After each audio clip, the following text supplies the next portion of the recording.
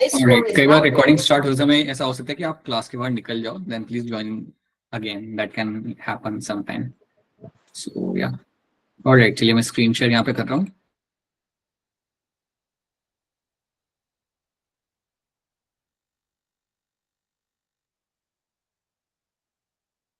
चलिए स्टार्ट करते हैं हमारी कहानी एवोल्यूशन वाली. So this is the story of evolution, that is our chapter number 7. Good evening and sir. Good evening बेटा, गुड इवनिंग. एंड इस चैप्टर का पहले हम यहाँ पे वेटेज देख रहे थे. तो वेटेज की अगर मैं यहाँ पे बात करूँ तो आपके पिछले 4 साल में this are the number of question they have asked. So 2019 के अंदर आपके यहाँ पे आ रहे थे 4 क्वेश्चंस. 2019 में आपके यहाँ पे 4 क्वेश्चंस आपके यहाँ पे आ चुके थे. 20 में भी आपके यहाँ पे 4 आए थे. 21 में 3, 22 में आपके 2, 23 में आपके 1 एंड 24 में एक भी नहीं, ऐसा नहीं था, right. So yes, you will रफली फाइंड अराउंड, आपको यहाँ पे रफली आपको 3 क्वेश्चंस तो आपको मिल ही जाते हैं. 3 क्वेश्चंस रफली एंड ऑन एन एवरेज आपको 3 क्वेश्चन यहाँ से आपके आ जाते हैं, राइट. 3 या 2 जितने क्वेश्चन आपके यहाँ से आ जाते हैं. सो 12 मार्क का वेटेज आपका ये चैप्टर आप पकड़ लो. और जो भी क्वेश्चंस यहाँ पे आपको मिलते आते हुए वो काफी इंटरेस्टिंग होते हैं, मतलब इंटरेस्टिंग बढ़िया क्वेश्चंस आपके यहाँ से आते हैं जहाँ पे आपको थोड़ा आपका दिमाग दौड़ाना पड़ता है. ठीक है. So that is the number of question you get from the chapter. अच्छा वेटेज इस चैप्टर का, और इसलिए इसके तरफ थोड़ा आपको ध्यान से समझना है. ओके. ऑब्जेक्टिव हमारे यहाँ पे क्या है? So these are the topics of this chapter जो हम यहाँ पे कवर करेंगे. अब इसके अंदर जो आपका जो पहला यहाँ पे आपका जो ओरिजिन ऑफ लाइफ है, इसको आज हम देखेंगे. So this is a topic which we try to cover आज की क्लास के अंदर, कि लाइफ कैसे आपकी यहाँ पे आई, बेसिकली आपका पहला प्रिमिटिव सेल आपका यहाँ पे कैसे बना. So that is something will try to understand. ठीक है. सो चलिए आगे बढ़ते हैं एंड लेट्स सी क्या हमें मिलेगा देखने के लिए. सो नंबर ऑफ टॉपिक्स काफी है यहाँ पे, but they are all very simple topics in real sense, are very quite simple. Okay. तो ये आप यहाँ पे प्रिमिटिव मैन जो आप यहाँ पे देख पा रहे हो, ये भी हम पढ़ेंगे. लेट्स से ह्यूमन एवोल्यूशन कैसे हुआ था. You can C living in caves, primitive human beings, right. ये आप लोग हैं on the extreme right, right. So the white T shirt वाली पॉपुलेशन आप लोग हैं, ये जनता आप लोग हैं. So humans have evolved and now they have become way too advanced, right. So that is something we'll get to see. अब यहाँ पे आपको बताने की कोशिश की जा रही है दैट कैसे आपके एंसेस्टर्स में से आपका इवोल्यूशन हो के आपको एक प्रेजेंट एनिमल आपको यहाँ पे मिला है. जैसे अल्टीमेटली ये मैमथ में से आपको मिला आपको यहाँ पे अफ्रीकन एलिफेंट. मैमथ आपने देखा होगा एटलीस्ट टीवी के अंदर, बाकी 3 आपने टर्म से आपने सुने नहीं होंगे, दैट्स ओके. मैमथ के ऊपर पता है एक पिक्चर भी आई, शायद आपने किसी ने सुनी होगी, एक आइस एज करके एक पिक्चर थी, सुनिए आप लोगों ने? सर देखिए पर याद नहीं. देखिए सर देखिए यार. सर देखिए. देखना चाहिए, अच्छी है, एनिमेटेड. नहीं देखिए कोई बात नहीं. तो ये have this mammoth, woolly mammoth आपके सामने यहाँ पे, और इसमें से आपके एलिफेंट्स बने. सो बेसिकली आपको ये पिक्चर आपको ये बता रही है कि आपके इवोल्यूशन में क्या होता है, that you have a ancestor, और उसके अंदर आपको ग्रेजुअल चेंजेस आपको मिलते हैं as per the environment, as per the conditions, and then आपको एक सबसे बेटर इंडिविजुअल आपको मिलता है by the end of the evolution. So basically woolly mammoth आपको जो था उसमें से आपके एलिफेंट्स बने हैं, अफ्रीकन हो या एशियन हो. वूली मैमथ के ऊपर जो स्किन थी वो काफी वूल वाली थी, because they were living in that kind of environment जहां पे उनको एक थिक कवरिंग आपको चाहिए थी. बट वही थिक कवरिंग आपको एलिफेंट्स के अंदर आपको यहाँ पे नहीं मिलती. So that is something you have to understand, right. So evolution में याद रखना, द एंसेस्टर्स में से आपका जो नया डिसेंडेंट जो आपका बन रहा है वो आपका हमेशा आपका लाइक मोर एडवांस होगा, मोर इवॉल्व होगा, मोर सुटेबल होगा एनवायरमेंट को लेके. और वही चीज हम सबके लिए देखेंगे. Will see the same thing for other group of animal as well. और यही चीज आपको चाहे आपके क्रोकोडाइल हो या टर्टल्स हो, यू हैव सीन के इनके एंसेस्टर काफी पहले से थे प्लैनेट के ऊपर, एंड ग्रेजुअल इवोल्यूशन हुआ and some of the individuals were selected, और वही अभी हमें यहाँ पे देखने के लिए आपको यहाँ पे मिल जाता है. So will see them separately again. अभी हम बात करेंगे हमारी बिग बैंग थ्योरी को लेके. So will talk about the big bang theory. So basically हुआ क्या था, आपका होता कॉस्मिक एक्सप्लोजन, एक बहुत बड़ा कॉस्मिक एक्सप्लोजन हुआ था, एंड उसकी वजह से आपके यूनिवर्स बने थे. सो बिग बैंग थ्योरी जब आपसे टमाटर रखना, एक बहुत बड़ा कॉस्मिक एक्सप्लोजन आपका हुआ था आज से 20 billion years ago. Around 20 billion years ago there was a big cosmic explosion which took place, और उसकी वजह से आपके पूरा यूनिवर्स बना था, right. Because of that the complete universe were form.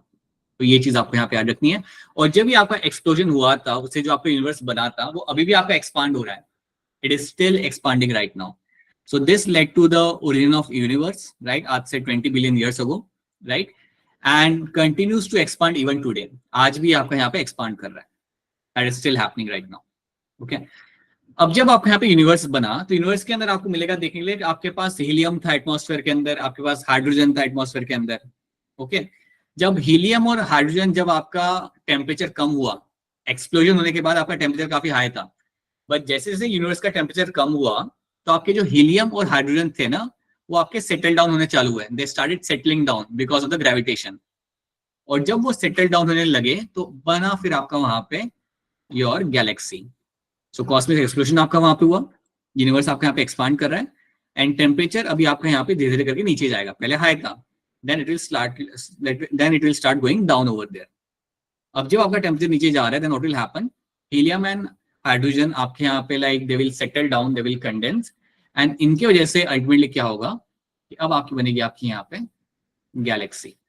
This will lead to formation of different galaxies in the universe. तो gravitation की वजह से जब ये आपके कंडेंस हुए, इसकी वजह से आपके यहाँ पे गैलेक्सी बनी। अब आपकी और हमारी जो गैलेक्सी है वो आपकी Milky Way, you know that we all live in a Milky Way galaxy, right. ऐसे कई सारी गैलेक्सीज हैं, राइट, यूनिवर्स के अंदर। So you should know that हमारी गैलेक्सी जो है हमारी यहाँ पे that will be Milky Way. तो मिल्की वे गैलेक्सी में हम यहाँ पे रहते हैं। इसी गैलेक्सी के अंदर हमारे साथ और भी कई सारे प्लैनेट हैं। So you have number of planet along with this, you have this Milky Way galaxy and you have this solar system जहाँ पे आपको this are the number of planet you will get to see. क्या इन planets में मेरा Pluto आएगा या नहीं आएगा? नहीं आएगा sir. No sir. No sir, नहीं आएगा। नहीं आएगा तो क्यों नहीं आएगा ये बता दो मुझे। बहुत दूर है। बहुत दूर है एक्चुअली प्लूटो आपका, it was way too small to be, का पार्ट नहीं है सर। सर वो उसका सोल्यूशन नहीं कर वो it was too small to be called as a planet, इसलिए पहले वो था लेकिन उसे बाद में निकाल दिया। It was too small to be called as a planet, तो इसलिए पहले उसे रखा था। जब मैं स्कूल में था तब मुझे प्लूटो मिलता था as a part of a solar system, right, but later on it was removed. Okay, so you have this all this planet in front of you. Milky Way में ये सारे हमारे यहाँ पे प्लैनेट है, हमारा घर है यहाँ पे, हमारा अर्थ यहाँ पे, you can see that, and this is what you have to know, right. तो इस तरीके से आपका मिल्की वे बना, इस तरीके से आपकी गैलेक्सी बनी थी, और आपका one of the galaxies going to be the Milky Way, जहाँ पे हम लोग रहते हैं, जहाँ पे हमारा प्लैनेट है। ओके, तो इतनी बात पहले आपको यहाँ पे याद रखनी है। This is the first thing you have to know. 20 billion years back क्या हुआ था और कैसे हमारे यहाँ पे गैलेक्सीज बनी थी, और गैलेक्सीज के अंदर हमारी गैलेक्सी हमारी मिल्की वे, राइट। अब जब आपका अर्थ बना था ना, याद रखना, when the earth was form, earth के अंदर लाइक अर्थ के एटमॉस्फेयर के अंदर आपको ऑक्सीजन नहीं था। याद रखना जब आपका अर्थ बना था तो there oxygen was absent, so O2 was absent. मतलब ये मान लो कि फ्री ऑक्सीजन वहां पे होता ही नहीं था, free oxygen was not present, was actually absent in the earth atmosphere के अंदर। फ्री ऑक्सीजन आपका वहां पे था ही नहीं कभी भी आपके एटमॉस्फेयर के अंदर। याद रखना अगर आपके एटमॉस्फेयर में फ्री ऑक्सीजन नहीं है, देन उस एटमॉस्फेयर को हम बोलेंगे यहाँ पे रिड्यूसिंग एटमॉस्फेयर। ऐसे एटमॉस्फेयर को हम यहाँ पे बोलते हैं एज ए रिड्यूसिंग एटमॉस्फेयर। सो जब भी आपके सामने टर्म आएगा रिड्यूसिंग एटमॉस्फेयर का, तो याद रखना that means there is a atmosphere on the planet जहां पे आपको कोई भी ऑक्सीजन का प्रेजेंस आपको वहां पे नहीं मिला। You are not finding any kind of presence of oxygen in the environment. तो आपके प्रिमिटिव अर्थ के अंदर आपको क्या मिल रहा था? सो प्रिमिटिव अर्थ में आपके पास वाटर वेपर था। सो याद रखना अभी हम लोग बात करें हमारे प्रिमिटिव अर्थ के बारे में। So we are discussing right now हमारा primitive earth. So right now we are discussing the primitive earth. So let's see primitive earth पे आपको क्या क्या मिलता है देखने के लिए। आपके पास वाटर वेपर मिल जाएगा आपको यहाँ पे, right, that is something you will find primitive earth पे, आपको वाटर वेपर आपको मिल रहा है यहाँ पे। उसके साथ साथ आपके अर्थ के ऊपर जो भी आपके मोल्टन मासेस थे ना, या मैं कहूंगा जो वॉल्केनिक इरप्शन आपके हो रहे थे, या आपके जो भी क्रेटर्स थे, जो भी आपके मोल्टन मास थे, वहां से कुछ चीजें आपकी रिलीज हुई जा रही थी, वहां से कुछ चीजें आपकी रिलीज करके आ रही थी। क्या थी वो चीजें? Your ammonium ions, methane and carbon dioxide. तो ये चीजें आपको देखने के लिए मिल रही थी सारी की सारी आपके प्रिमिटिव अर्थ के अंदर। सो आपके पुराने अर्थ के अंदर या प्रिमिटिव अर्थ के अंदर ये गैसेस आपको एटमॉस्फेयर में मिल रही थी। याद रखना oxygen was not there in the atmosphere, but methane, ammonia and carbon dioxide आपको वहां पे देखने के लिए मिल रहा था। उसके साथ साथ वाटर वेपर भी आपको वहां पे मिल जाता था। अब एक और बात आपको याद रखनी है कि इनिशियली आपके पास ओजोन लेयर नहीं थी, वो बाद में बनी थी। इनिशियली ओजोन लेयर आपके पास थी नहीं, वो भी आपकी बनी थी लेकिन काफी बाद में बनी थी। So will see that. देखो, सो यूवी रेज अगर जब भी आ रही थी तो वो वाटर को ब्रेक करके आपको बना रही थी H2+O2। बट आपको एक चीज यहाँ पे याद रखनी है जो इनसाइड में मेंशन नहीं किया हुआ, कि जब भी आपका ऑक्सीजन बनता था ना, ये किसी ना किसी के साथ कंबाइन करके वापस से वाटर बना लेता था। कई बार ऑक्सीजन जब यहाँ से रिलीज होता था तो आपका एक और H2 मॉलिक्यूल यहाँ पे रेडी ही होता था, क्योंकि H2 काफी रिएक्टिव था वो टाइम पे। प्रिमिटिव एटमॉस्फेयर के अंदर आपका H2 काफी रिएक्टिव था, तो ये कंबाइन करता था ऑक्सीजन के साथ and suddenly again used to have water used to be getting found over there. या कई बार क्या होता था कि ऑक्सीजन जाके आपका मीथेन या अमोनिया के साथ कंबाइन करके भी वहां पे आपको वाटर बना के देता था। तो याद रखना, फ्री ऑक्सीजन मॉलिक्यूल्स आपको एटमॉस्फेयर में कभी भी देखने के लिए नहीं मिलते थे, और आपका जो एटमॉस्फेयर था that was my reducing atmosphere. तो ये बात आपको हमेशा याद रखनी है। और कौन सी गैसेस आपको यहाँ पे दिख रही है, ये गैसेस का नाम भी आपको याद रखना है, because you will understand number of thing based on them. ठीक है, अब देखो यहाँ पे क्या लिखा हुआ है। The UV rays from the sun broke up the water into hydrogen and oxygen and the lighter H2 escaped. Okay?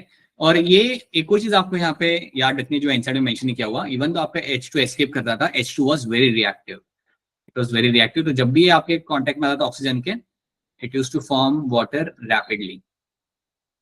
Okay, oxygen combined with ammonia and methane to form water. तो ऑक्सीजन अमोनिया और methane का combine करके water बनाता था, CO2 and other gases. So this is something which was happening with them.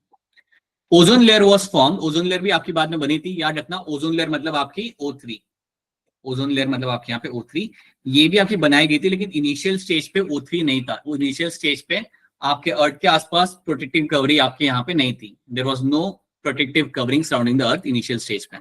Okay, अब जब आपका अर्थ बना, आपके एटमॉस्फेयर तो रिड्यूसिंग था, जब उसका टेम्परेचर नीचे जाने लगा, when the temperature started going down, वो टाइम पे जितने भी आपके वाटर वेपर थे, ये सारे के सारे अर्थ पे वापस आए in a form of the rain. It fell as a rain. और जब ये रेन के फॉर्म में वाटर वेपर वापस अर्थ के ऊपर आए, तो वो टाइम पे क्या हुआ, आपके जितने भी अर्थ के ऊपर बड़े बड़े डिप्रेशन थे ना, मतलब बड़े बड़े जो आपके एरियाज थे, खाली पड़े हुए एरियाज, वो सारे भर गए and that's how the oceans were form. उस तरीके से आपका ओशन फॉर्मेशन आपके यहाँ पे हुआ था। तो याद रखना, as the water vapor cooled down, it came back in a form of the rain on the earth, और जब वो रेन वापस आपका अर्थ के ऊपर जब आया यहाँ पे, सो याद रखना तब आपके ओशंस वहां पे बने थे। That is when you find oceans were formed. तो सारे आपके डिप्रेशन यहाँ पे फील किए गए थे एंड इस तरीके से आपके ओशंस आपके यहाँ पे बन गए थे। तो that is something you have to know. इतनी बात आपको यहाँ पे याद रखनी है। लाइफ लगभग 500 millions after the formation of earth आपकी पहले आपको मिली थी। So life appeared 500 million years after the formation of the earth. तो ये बात भी याद रखना कि इतने टाइम के बाद आपकी पहली लाइफ आपको अर्थ पे मिली थी। कैसे मिली थी, अब हम यहाँ पे सीखेंगे that how the life came on the अर्थ। अब आपको एक चीज समझनी है कि लाइफ अर्थ पे जब आई, या जब लाइफ का ओरिजिन हुआ यहाँ पे, उसको लेके कई सारी थियरीज है। सो इनिशियली हम देखेंगे कि वो थियरीज आपके यहाँ पे क्या है और कौन सी थियरी ज्यादा यहाँ पे एक्सेप्टेबल है, राइट। सो आई होप यहाँ तक सबको समझ आ रहा है what has happened on the earth. I hope it's clear to all of you. You have a reducing environment आपका एटमॉस्फेयर आपके यहाँ पे था, Yes, sir. Water vapour Yes, sir. Condense हुआ and then you have this ocean was form. ठीक है, तो इतनी बात आप यहाँ पे याद रखना। Now let's talk about the theory behind the beginning life on earth. Panspermia. Okay, so now let me tell you each theory one by one. See, पहले आपके यहाँ पे थियरी है, थियरी ऑफ पैंसपर्मिया। तमन्ना आपका माइक ऑन है बेटा, तमन्ना your mic. हाँ, you have a theory of panspermia. Theory of panspermia आपको यहाँ पे ये कहती है that life actually came from other planet. ये आपको ये कह रही है कि आपकी जो लाइफ आई वो आपकी आई दूसरे प्लैनेट से। सो बेसिकली ये कह रहा है कि आपकी जो लाइफ आई वो बेसिकली अर्थ पे कभी बनी ही नहीं थी, एज अ एलियन कहीं और से लाइफ आई है और उसने पूरा अर्थ को कल्टिवेट किया है। So life came from other planet in a form of the spores. तो इनका ये मानना है कि कुछ आपके स्पोर्स थे और ये जो स्पोर्स थे ये आपके यूनिवर्स में फ्लोट करते रहते हैं, और ये स्पोर्ट्स जो आपके थे वहां पे यूनिवर्स में जो आपके फ्लोट कर रहे थे वो एक्सीडेंटली अर्थ के ऊपर आ गए। They actually came on the earth and they are coming from the different planet. So ये सब आपके जो स्पोर्ट्स आ रहे they are coming from the different planet. ये थी मेरी यहाँ पे थ्योरी ऑफ पैंसपर्मिया कि आपके जो स्पोर्ट्स आपके जो आ रहे हैं वो आपके डिफरेंट प्लैनेट से आपके यहाँ पे आ रहे हैं अर्थ के ऊपर, और उसकी वजह से आपके यहाँ पे लाइफ बनी है। पूरी लाइफ आपके यहाँ पे जो बनी है अर्थ के ऊपर वो इनकी वजह से आपके यहाँ पे बनी है। So again that is a untrue story. ये कहीं से भी आपकी बात सच नहीं है, लेकिन पहले के टाइम पे इसको यकीन कर लिया गया था। ओके, तो चलिए इस थ्योरी को हम थोड़ा यहाँ पे समझते ध्यान से, राइट। सो अभी पहले ये बताओ इसका आंसर यहाँ पे क्या होगा? The big bang theory explains what? ABCD क्या होगा इसका आंसर? ऐसे ही जोर से बोल दो अनम्यूट करके, क्या होगा इसका answer? Second option. Option C, origin of universe बताता है मुझे बिग बैंग थ्योरी, लाइफ नहीं। ठीक है, यूनिवर्स कैसे बनाता है वो मुझे बताता है मैंने यहाँ पे बिग बैंग थ्योरी, तो याद रखना, ये भूलना मत। ऑलराइट, चलो देखते हैं हम यहाँ पे थ्योरी ऑफ पैंसपर्मिया क्या लिखा हुआ है यहाँ पे। Theory of panspermia was put forward by Richard. Richard नाम के एक साइंटिस्ट ने आपको यहाँ पे रखा दी है थ्योरी सामने। As per this concept life is distributed all over the cosmos, पूरे यूनिवर्स के अंदर आपकी लाइफ ऐसे डिस्ट्रीब्यूट हुई रखी है in the form of resistant spore, spore के फॉर्म में वो आपके पूरे प्लैनेट लाइक पूरे यूनिवर्स में आपकी फ्लोट कर रही है, और इसको हम बोलते हैं एज अ कॉस्मोजोआ। उस लाइफ को या उन स्पोर्स को हम यहाँ पे बोलते हैं एज अ कॉस्मोजोआ। और इनका ये मानना है कि वही स्पोर्स एक्सीडेंटली अर्थ के ऊपर आ गए और उसके जैसे अर्थ के ऊपर लाइफ आ गई। So which might have reached the earth accidentally from other planet of the universe. ये था आपका थ्योरी ऑफ पैंसपर्मिया, और आप ये बात जानते हो कि ये थ्योरी बिल्कुल भी आपकी एक्सेप्ट नहीं की गई है, बिल्कुल भी यहाँ पे आपकी सही नहीं है, ऐसा कभी हो नहीं सकता। You can not find life from some other planet come on to the planet earth, right. इसका एक रीजन मैं आपको बताता हूँ ये ऐसा क्यों नहीं हो सकता। जब आप अर्थ के एटमॉस्फेयर के अंदर आते हो, जब आप बाहर से एटमॉस्फेयर के अंदर आते हो तो आपका टेम्परेचर बहुत हाई होता है। अगर आपने कभी कोई पिक्चर या टीवी सीरियल, अगर आपने कोई मूवी अगर देखी होगी ना, जिसमें दिखा रहे कि आपका स्पेस शटल वापस आ रहा है आपके अर्थ के ऊपर, सो you will see that a huge amount of friction is created, जो वो आपके अर्थ के एटमॉस्फेयर को क्रॉस कर रहा होता है। तो वो टाइम पे आपका टेम्परेचर इतना ज्यादा होता है कि वो टेम्परेचर पे कोई सर्वाइव कर नहीं सकता, कोई भी स्पोर या कोई भी एनिमल या कोई भी और चीज उस हाई टेम्परेचर को कभी भी सर्वाइव नहीं कर सकती। So that is why theory of panspermia हर एक तरीके से गलत है। ऐसा कभी नहीं हो सकता that you have some other life form in the outside world और वो आपका अर्थ के ऊपर आ सकता है। So that is not possible. So that is why this theory was not accepted. ये इन्होंने यहाँ पे एक्सेप्ट नहीं की। ये जो एलियन वाली जो बात ये लोग कर रहे हैं ना कि सारी लाइफ एलियन की और बाहर से आई है, ये आपकी सही गलत है, कहीं से भी आपकी सही नहीं है। So that is my theory of panspermia, right. Then you have theory of special creation. अब ये थ्योरी पता है क्या कहती है? The life came on earth because of the Almighty.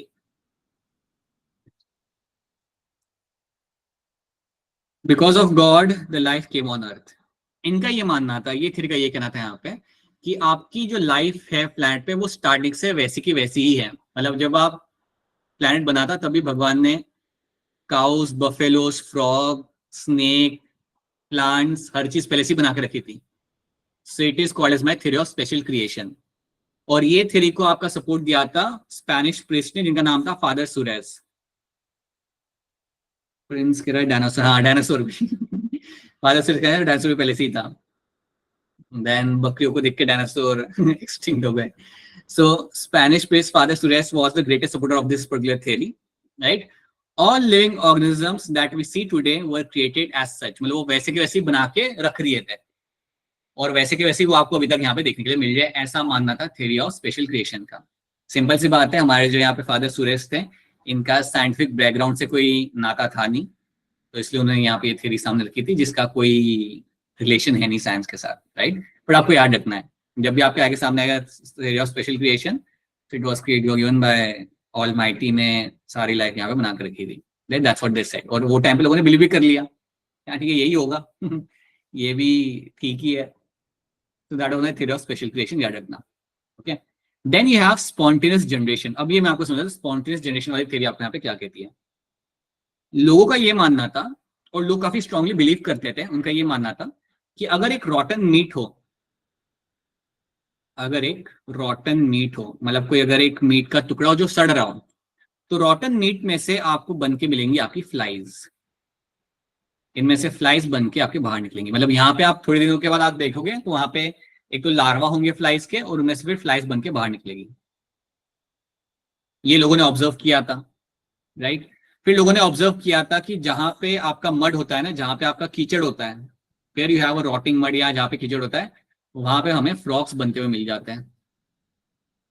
सुबह जाके देखो तो वहां पे फ्रॉक खेल रहे होते हैं, सो उनको लगा कि फ्रॉक मड में से बन रहे हैं, right. Then they were also like कि जहां पे आप ग्रेन्स को रख रहे हो, जहां पे आप अपने गेहूं को रख रहे होते हो, ग्रेन्स को रख रहे होते हो, या चीज को रख रहे होते हो, वहां पे आपके रैट्स बन जाते हैं अपने आप। तो थ्योरी ऑफ स्पॉन्टेनियस जनरेशन आपको यहाँ पे क्या कह रहा था? It was telling you that living things are getting form from the non living things. Theory of spontaneous generation आपको ये कह रहा था कि नॉन लिविंग ऑब्जेक्ट्स में से या नॉन लिविंग थिंग्स में से आपके लिविंग थिंग्स बनाए जाते हैं, जो आपकी बिल्कुल बात यहाँ पे गलत है, right. So non living things जो आपकी होती है, नॉन लिविंग थिंग्स, इनमें से आपके लिविंग थिंग्स आपकी बन के निकल रही है। So that was this theory was all about, इसमें से आपकी लिविंग क्रिएचर्स आपके बन के निकल रही है, right. So living creatures are actually coming out again, that is something. हाँ प्रिया, कुछ भी अभी कुछ भी लग रहा है बेटा, वो टाइम नहीं लग रहा था। क्योंकि वो आप सोचो ना, वो लोग ऐसे देखते थे कि कहीं पे मीट रॉट कर रहा है और थोड़े दिनों का जाके आप देखो वहां पे तो they were finding some maggots and flies over there, तो वो लोग भी सोचे कि अच्छा ये वहां से ही बन रहा है। ओके, तो that is something they were trying to, हाँ अभी चलो यहाँ पे ध्यान दो सब लोग, ठीक है। सो ये चीज आपके यहाँ पे हो रही थी, so that's what they believed in, so that was my theory of spontaneous generation. एक नॉन लिविंग थिंग में से आपका लिविंग थिंग आपके यहाँ पे बन के निकलता है, that's what they were saying, right. अब ये बात आपकी बिल्कुल गलत थी, और ये बात गलत प्रूफ की थी आपके एक साइंटिस्ट जिसका नाम था लुइस पास्चर। तो देखो यहाँ पे क्या लिखा हुआ है, this theory states that life is created spontaneously from the non living matter, उसमें से आपकी लाइफ यहाँ पे बनाई जाती है, ये लोग ये कह रहे थे। For a long time it was believe that life came out from a decaying and rotting matter like a straw and mud, इनमें से आपका लाइफ बन के आ रहा है। लोग ये नहीं सोचते थे कि वो जो रॉटन मीट है उसके ऊपर अंडे दिए हैं फ्लाई ने जाके, फिर उसमें से लार्वा निकल के आ रहा है, वो लोग ये नहीं सोचते थे, उन्हें लगता था कि वहां से कुछ बन के निकल जाए अपने आप। Okay, this theory was rejected by with a careful experiment by Louis Pasteur, Francesco Redi and Lazzaro Spallanzani. इन तीनों के एक्सपेरिमेंट की वजह से ये जो थ्योरी थी इसको हमने रिजेक्ट किया था। अब आपको नाम लुइस पास्चर का यहाँ पे याद रखना है, बिकॉज ये एनसीईआरटी में नाम मेंशन है, तो आप ये नाम पहले आप याद रखना, बाकी दो नाम अगर आपको याद नहीं रहे कोई बात नहीं, बट ये नाम आपको याद रखना है। अब हम यहाँ पे देखते हैं कि लुइस पास्चर ने कैसे प्रूव किया था कि ऐसा कुछ नहीं होता, जो आप कह रहे हो ना कुछ भी पास्चर का भी यही रिस्पॉन्स था वो देख के कुछ भी। So that's how, now let's see how actually he prove that ऐसा नहीं हो सकता। Now let's try to understand that thing. तो यहाँ पे आप देख पा रहे हो कि रॉक हो गया, स्ट्रॉ हो गया, लोगों का कहना था कि मड हो गया, इसमें से आपका लाइफ निकल के आता है। ये डीकम्पोज जब हो रहा होता है, जब भी नॉन लिविंग थिंग्स है उसमें से आपका लाइफ निकल के आता है, that's what they believed in, right. अब एक होती है आपकी theory of biogenesis. Theory of biogenesis आपको यहाँ पे ये कहती है that life comes from the pre existing life. Simple, life आपकी आती है from the pre existing life, मतलब माउस में से ही माउस बनेगा, रैबिट में से ही रैबिट बनेगा, बटरफ्लाई में से ही बटरफ्लाई बनेगा। ओके, सो ये भी प्रूव किया था बेसिकली, जो अभी हम लुइस पास्चर का जो हम काम देखेंगे उससे पता लग गया था कि it is life is actually coming from the life itself, not from something else, ठीक है। Life originate from the pre-existing life, that is the theory of my biogenesis. तो चलिए आगे बढ़ते हैं, एंड ये हमारे लुइस पास्चर जिन्होंने डिस्कार्ड किया था थ्योरी ऑफ स्पॉन्टेनियस जनरेशन को। अब इनका जो एक्सपेरिमेंट था जो इनसाइड में मेंशन किया, सही से मेंशन नहीं किया हुआ, तो मैं आपको बता दूं कि इन्होंने एक्चुअली में किया क्या था। So let me tell you this thing. Let me tell you. अब इसे यहाँ पे देखो आप ध्यान से, try to focus over here. Louis Pasteur ने यहाँ पे आपका किया था स्वान नेक एक्सपेरिमेंट, इन्होंने यहाँ पे किया था अपना स्वान नेक एक्सपेरिमेंट। अब यहाँ पे था क्या, आप यहाँ पे देख सकते हो, यहाँ पे जो आपका फ्लास्क है ना, आपका फ्लास्क जो यहाँ पे होगा उसके पास है स्वान नेक है, उसकी जो नेक है वो स्वान जैसी है। स्वान आपको मालूम है ना, स्वान इज अ हंस जो होता है आपका पानी में घूम रहा होता है, वैसी आपको यहाँ पे इसकी यहाँ पे आपको नेक दिख रही है। ओके, अब ये जो आपको स्वान नेक वाला जो फ्लास्क है, इसमें इसने क्या किया, इसके अंदर इसने डाला ईस्ट, इसके अंदर इन्होंने क्या किया, इसके अंदर इन्होंने डाला थोड़ा सा यहाँ पे ईस्ट अपना यहाँ पे डाल दिया। So small amount of yeast was added over here, इसमें अपने उसने क्या किया, थोड़ा सा अपना ईस्ट लिया विच वाज अ फंगाई और यहाँ पे डाल दिया, और फिर उसे किया यहाँ पे बॉइल। हाई टेम्परेचर के ऊपर आपने इस ईस्ट को यहाँ पे बॉइल करना चालू किया। अब आप मुझे बताइए, अगर मैं ईस्ट को यहाँ पे बॉइल करूंगा हाई टेम्परेचर पे, देखो कितना गर्म रखा हुआ है यहाँ पे, क्या ये सर्वाइव कर पाएगा यहाँ पे? No sir. No, sir. नहीं करेगा सर्वाइव, यहाँ पे डेथ हो जाएगी। तो ईस्ट को अगर मैं यहाँ पे रख के फ्लास्क में अगर मैं इतना बॉइल करूंगा, so it will die obviously, इसके यहाँ पे डेथ हो जाएगी, सो इट विल डाई, ठीक है। तो इस सेटअप को हम बोलेंगे यहाँ पे as a pre sterilized east.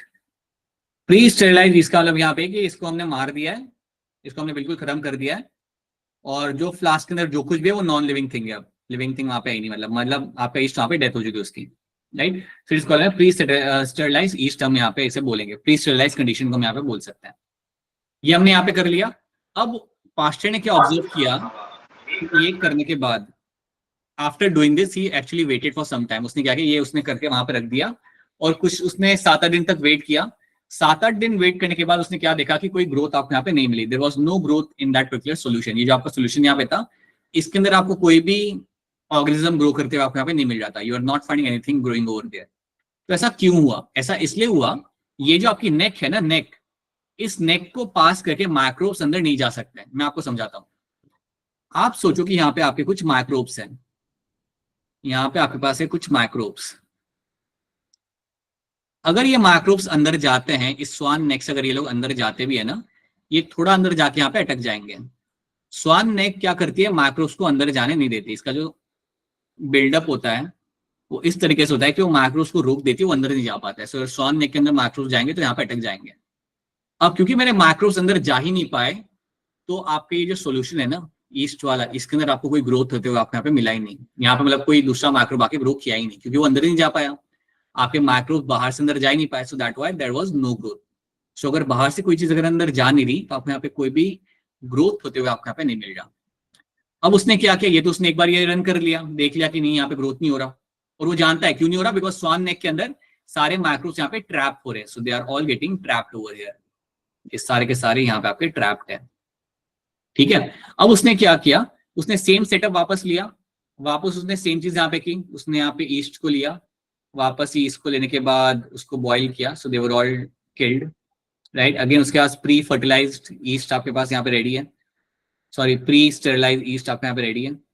अब जब आपने ये कर लिया, इसके बाद आप यहाँ पे क्या करते हो, आप ये जो नेक है ना इसको तोड़ देते हो। सारे ये सब करने के बाद आप क्या करते हो, जो आपका जो स्वान नेक जो आपका यहाँ पे था, इसको हमने यहाँ पे तोड़ दिया। अब आप सोचो, अगर मैंने स्वान नेक को यहाँ पे तोड़ दिया, तो क्या मेरे माइक्रोब्स अंदर जा पाएंगे वहां पे अंदर आराम से, नहीं जा पाएंगे? जा Yes, sir, पाएंगे। जाएंगे। So all my macros will start entering inside. तो सारे के सारे मेरे जो macros यहाँ पे होंगे, वो सारे के सारे यहाँ पे आराम से अंदर जा पाएंगे। So all these macros will start entering inside the flask. अब जैसे ही वो सारे macros मेरे अंदर जा पा रहे, तो सिंपल सी बात है कि कुछ दिनों के बाद आपको वहाँ पे microbial growth आपको वहाँ पे मिल जाएगी। कुछ दिनों के बाद आपको वहाँ पे microbial growth आपको मिल जाएगी। सारे वो macros ईस्ट के ऊपर जाके बैठेंगे और वहाँ पे ग्रो करेंगे। So this is what he observed. तो यहाँ पे उन्होंने प्रूव किया कि आपके नॉन लिविंग थिंग्स में से या नॉन लिविंग कंडीशन में से आपके लिविंग थिंग्स आपकी नहीं आ सकती, जो आप स्टेटमेंट या पार्ट 1 के अंदर आप यहाँ पे सीख पा रहे हो। और पार्ट 2 में उसने बताया कि जो भी आपकी लिविंग थिंग्स आ रही है वो बाहर से आ रही है। Whatever the new micros are coming, those all micros are coming from the outside. और इस तरीके से स्वान नेक एक्सपेरिमेंट के बाद इन्होंने प्रूव किया था that there is nothing like theory of spontaneous generation, और जो भी आपका आ रहा है it is coming from the pre existing life. So this is something you have to know that. अब स्वान नेक फ्लास्क एक्सपेरिमेंट आपका ये टर्म मेंशन नहीं किया हुआ इनसाइड के अंदर, इनसाइड में ये टर्म मेंशन नहीं है, बट आपको ये टर्म याद रखना है।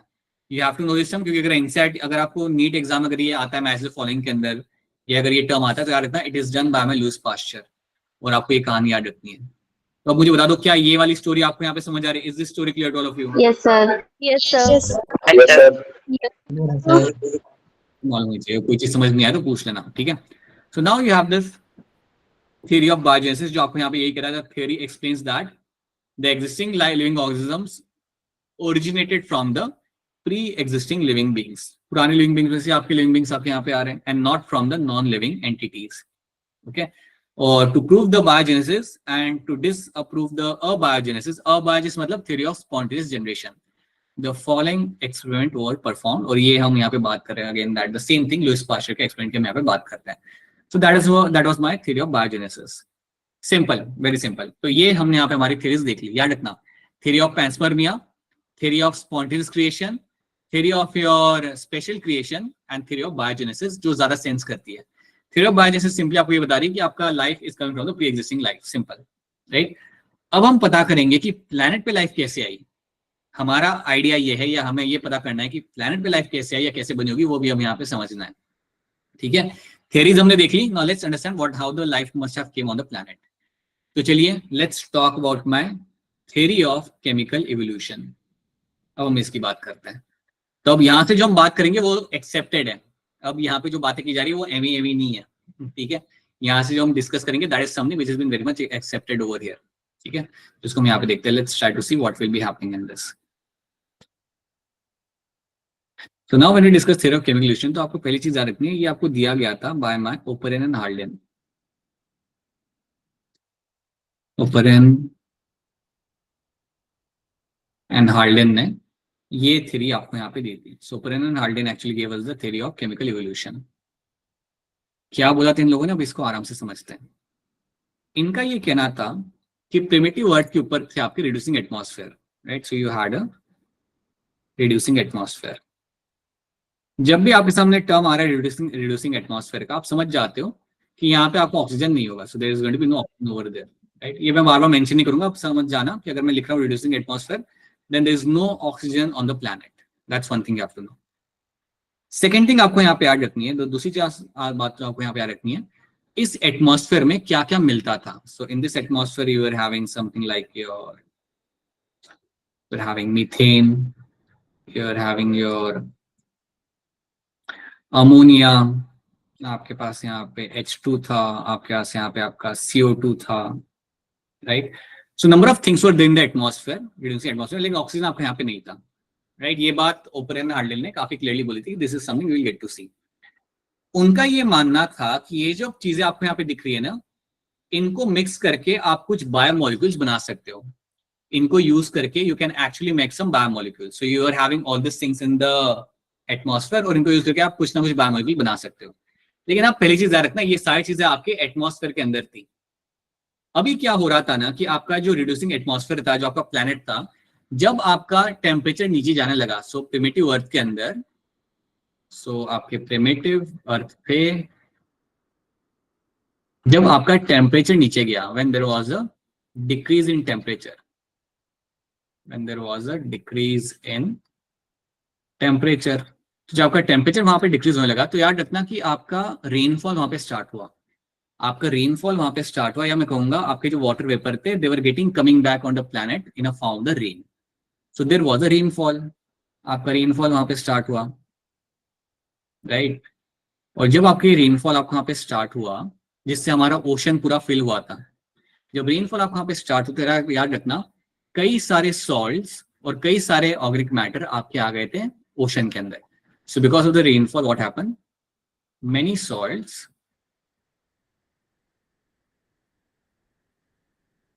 एंड एलिमेंट्स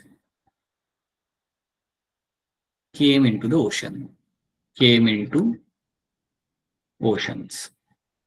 में काफी सारी चीजें आपके यहाँ पे आ चुकी थी, ओशन के अंदर काफी सारी चीजें आपके, लाइक पानी के साथ साथ आप जानते हो ना, एक होती ही चीज something called as my acid rain, आपने सुना होगा 9-10 के अंदर, Yes, sir. Yes, sir. Oxide सब आपका आता है। Yes, sir. तो वैसे ही जब आपके प्रीवियस अर्थ पर आपका रेनफॉल स्टार्ट हुआ, तो कई सारे salts and other elements actually came into the ocean. Ocean में अब आपका काफी चीजें आपके यहाँ पे इकट्ठा हो रही थी। What are the things I will be finding in the oceans? काफी चीजें मुझे यहाँ पे मिल रही थी। I was finding something like a methane आपका ओशन में आ चुका था, आपके नाइट्राइट्स आपके यहाँ पे आ चुके थे, कई सारे आपके नाइट्राइट्स आपके ओशन में आ चुके थे। You are finding अमोनिया आपका ओशन में आ चुका था, this was something which was there in the ocean as well, right? Hydrogen cyanide HCN, ये भी आपको ओशन में इकट्ठा हो रहा था। सो number of things were coming into the oceans along with the rainfall. तो आप ये सोच लो कि जब इतनी सारी चीजें आपकी ओशन में आ रही है ना, तो वो टाइम पे ओशन को एक नाम दिया गया, या वो टाइम पे, या मैं कहूंगा कि there was a name given to that particular ocean, उसे हम बोलते थे यहाँ पे एज प्रीबायोटिक सूप। जब ओशन के अंदर आपको ये सारी चीज आपको मिल रही है देखने के लिए, तो हम इसे यहाँ पे एक टर्म दे सकते हैं, and that term is called is my prebiotic soup. Prebiotic soup, soup के अंदर आप जानते हो कि कई सारे वेजिटेबल्स होते हैं, मतलब थिक होता है थोड़ा, या टमाटर एवरीथिंग ओवर देयर। वैसे आपका जो ओशन था ना, यहाँ पे आपको काफी चीजें आपको यहाँ पे दिख रही है, और ये जो चीजें आपको यहाँ पे दिख रही है ना, इनको इस्तेमाल करके हम हमारी लाइफ बना सकते हैं, इसलिए हम इसे कह रहे हैं यहाँ पे एज अ प्रीबायोटिक सूप। और ये आपको ओशन के अंदर देखने को मिला था। You are finding ammonia, methane, nitrite, hydrogen cyanide, HCN, ये सारी चीज आपको ओशन में यहाँ पे मिल रही थी। लेकिन आप एक बात यहाँ पे समझो, ये सारी चीजें आपको ओशन में मिल रही है, ये रेनफॉल के साथ आपकी आ चुकी है, लेकिन अभी भी अगर इनमें से अगर आपको कुछ बनाना है, तो रिएक्शन करने के लिए आपको चाहिए एनर्जी। रिएक्शन करने के लिए you need some source of energy, और तभी इनके बीच में रिएक्शन होकर कुछ बन सकता है। सो क्वेश्चन यहाँ पे ये था कि रिएक्शन इनके बीच में कैसे होगा। So the next question here was कि कैसे जो मेरे एलिमेंट्स है पानी के अंदर, इनके जो रिएक्शन करके आप कुछ बना सकते हो। सो लेट्स सी दैट। ये अगर आपके पास यहाँ पे HCN है, if you have your methane, if you have your ammonia, you have your H2, right? You have number of things over there, right? अब इनके इसमें रिएक्शन करने के लिए you need some source of energy, you need some kind of reaction इनके बीच में, और reaction करने के लिए you need to have some source of energy for this। अब इनके बीच में रिएक्शन कराने के लिए जो आपको एनर्जी चाहिए होती है, उसका सोर्स हमारे पास था, और वो सोर्स था हमारे पास सोलर रेडिएशन। एनर्जी का सोर्स हमारे पास था यहाँ पे सोलर रेडिएशन। मैंने आपको एक स्टार्टिंग में बात बताई थी कि आपका ओजोन लेयर बना था, लेकिन काफी लेट बना था। स्टार्टिंग में नहीं था ओजोन लेयर बना था आपका, काफी लेट बना था। और जब तक आपका ओजोन लेयर नहीं था ना, काफी अलग अलग टाइप के रेडिएशन आपके अर्थ पे आते थे। जैसे you are having your UV rays आपकी पहुंचती थी अर्थ पे काफी आसानी से। They were also use as a they were also being using as a reaction catalyst. Then you were also having X-rays coming on the planet. X-rays भी आपके planet पे आ रहे थे। उसके साथ साथ you were also finding your lightning जो आपकी हो रही थी ना planet के ऊपर, it was also very good source of energy on that planet. तो ये सारे जो आपके source of energy है, इनके वजह से कहा जाता है कि आपके यहाँ पे रिएक्शन हुए किनके बीच में, बिटवीन दिस मॉलिक्यूल्स। तो ये जितने आपके सूप के अंदर जो जितना भी आपके ओशन में ये जो मॉलिक्यूल्स थे, इनके बीच में रिएक्शन होने वहां पे स्टार्ट हुए। और यार इतना जो सोर्स ऑफ एनर्जी था आपका यहाँ पे, there were number of solar radiation, UV rays, X rays and lightning. और जब ये इवेंट आपका यहाँ पे चालू हुआ, so because of that some simple organic molecules were form. इसके वजह से simple organic monomers were form because of all the events happening over there, that lead to a formation of my simple organic monomer. Simple organic monomer. इस वजह से मेरे यहाँ पे simple organic monomers मेरे यहाँ पे बनने लगे थे। अब सिंपल ऑर्गेनिक मोनोमर मतलब क्या? I can give you some example, like you can have simple as your amino acid, ये बने थे, ऐसा इनका कहना था। देन आपके बने थे लेट्स से फैटी एसिड आपके बने होंगे।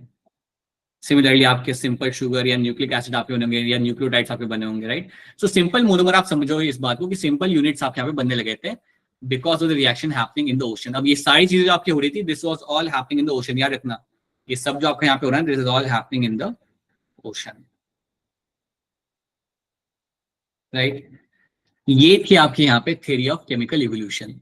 इनका ये कहना था, ओपरेन हार्डिन का ये कहना था कि अगर आपके सिंपल मोनोमर बन सकते हैं, तो उन सिंपल मोनोमर में से हम कॉम्प्लेक्स मोनोमर भी बना सकते हैं। अगर मैं बना पा रहा हूँ मेरा शुगर मॉलिक्यूल, अगर मैं अपना शुगर बना पा रहा हूँ इस रिएक्शन की वजह से, तो उसी शुगर को यूज करके मैं पॉलीसेकेराइड बना सकता हूँ। अगर मैं अमाइनो एसिड यहाँ पे बना पा रहा हूँ, तो उसको यूज करके मैं प्रोटीन भी बना सकता हूँ। That was their idea. उनका ये कहना था कि आपका एक ऑर्गेनिक मॉलिक्यूल बनना चाहिए, क्योंकि अगर एक बार आपके ऑर्गेनिक मॉलिक्यूल बन गए, देन आप उन्हें कंबाइन करके you can actually make a cell out of them, then you can make a cell out of them. समझो इस बात को, इनका ये मानना था, राइट। हाँ जी बेटा, कोई सवाल है तो आप डायरेक्टली पूछ लो अनम्यूट करके। If you have any kind of question then you can ask a question directly. अगर किसी का कोई सवाल है तो, है कोई किसी का सवाल? आई can not, okay, right. Please ask your question, if rather than asking in the chat you can directly ask your question in the over here. चलो जब भी देख लेते किसी का चैट में कोई सवाल है तो। Scientist sir does plant exist? नहीं बेटा, प्लांट नहीं था डिंपल। प्लांट छोड़ो, you were not even having bacteria right now, nothing. So बंजर था पूरा planet, no bacteria, not even a single cell. Single cell तो भी हम बना रहे हैं यहाँ से, जब हम यहाँ से आगे बढ़ेंगे तो हमारा सिंगल सेल होपफुली बन जाएगा, ठीक है। तो अभी आपके यहाँ पे कुछ भी नहीं था, ठीक है। तो इतनी पहले आप कहानी याद रखो, this was a theory given by Oparin and Haldane. So that was my theory of chemical evolution, right. This was my theory of chemical evolution given by Oparin and Haldane. बात ये थी कि थ्योरी को भी prove करना था। हाँ जी हिम्मत सिंह, बताइए क्या सवाल है आपका? सर लास्ट वाला रिपीट करना। लास्ट वाले में ये कह रहा हूँ आपसे मैं कि ये जो सारे आपके जो यहाँ पे मॉलिक्यूल्स थे ओशन के अंदर, ये सारों के बीच में रिएक्शन हुआ, और रिएक्शन का रीजन आपके यहाँ पे थे सारे सोर्सेज ऑफ एनर्जी, और उसके वजह से आपके यहाँ पे सिंपल ऑर्गेनिक मोनोमर आपके बन गए थे, जो थे आपके यहाँ पे अमाइनो एसिड, फैटी एसिड, या आपके ऑर्गेनिक मोनोमर आपके यहाँ पे बन गए थे, और ये सारे ओशंस के अंदर आपके बने थे यहाँ पे। ये थी theory, this was a theory given by Oparin and Haldane. इसे अभी हमें प्रूफ करना है, तो that is something they said. अब देखते हैं कि इसको हम प्रूफ कैसे करेंगे। Now let's try to see that. ये ओपरेन हाल्डेन है, इनको भी आप इग्नोर कर सकते हो। नाउ लेट्स ट्राई टू सी, जो मैंने आपको मेंशन किया था, this is something mentioned over here, कि आपका टेंपरेचर हाई था, reducing atmosphere था, right, and then everything came to ocean in a form of the water. अब देखो यहाँ पे क्या लिखा हुआ है, let's try to see that. Experimental verification of chemical origin of life. क्या लाइफ उस तरीके से ओरिजिनेट करी जा सकती थी जैसे ओपरेन हाल्डेन कह रहे थे? Let's see that. तो यहाँ पे आपको याद रखना है, this is something, एक हमारे साइंटिस्ट थे यहाँ पे जिनका नाम था Stanley Miller. So you have this scientist called as Stanley Miller.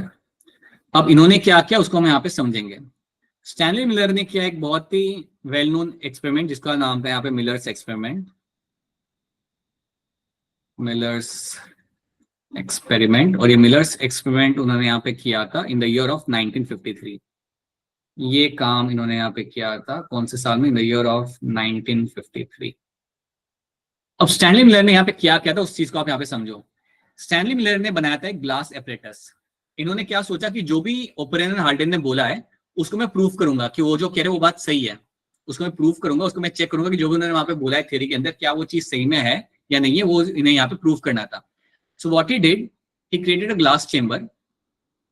इन्होंने ग्लास एपरेटस बनाया, he created a glass apparatus, और उस ग्लास एपरेटस के अंदर इन्होंने कुछ गैसेस को वहां पे रिलीज किया। अब ये नाम आपको याद रखने पड़ेंगे। उन्होंने एक ग्लास एपरेटस बनाया और ग्लास एपरेटस के अंदर उन्होंने कुछ गैसेस को यहाँ पे रिलीज किया।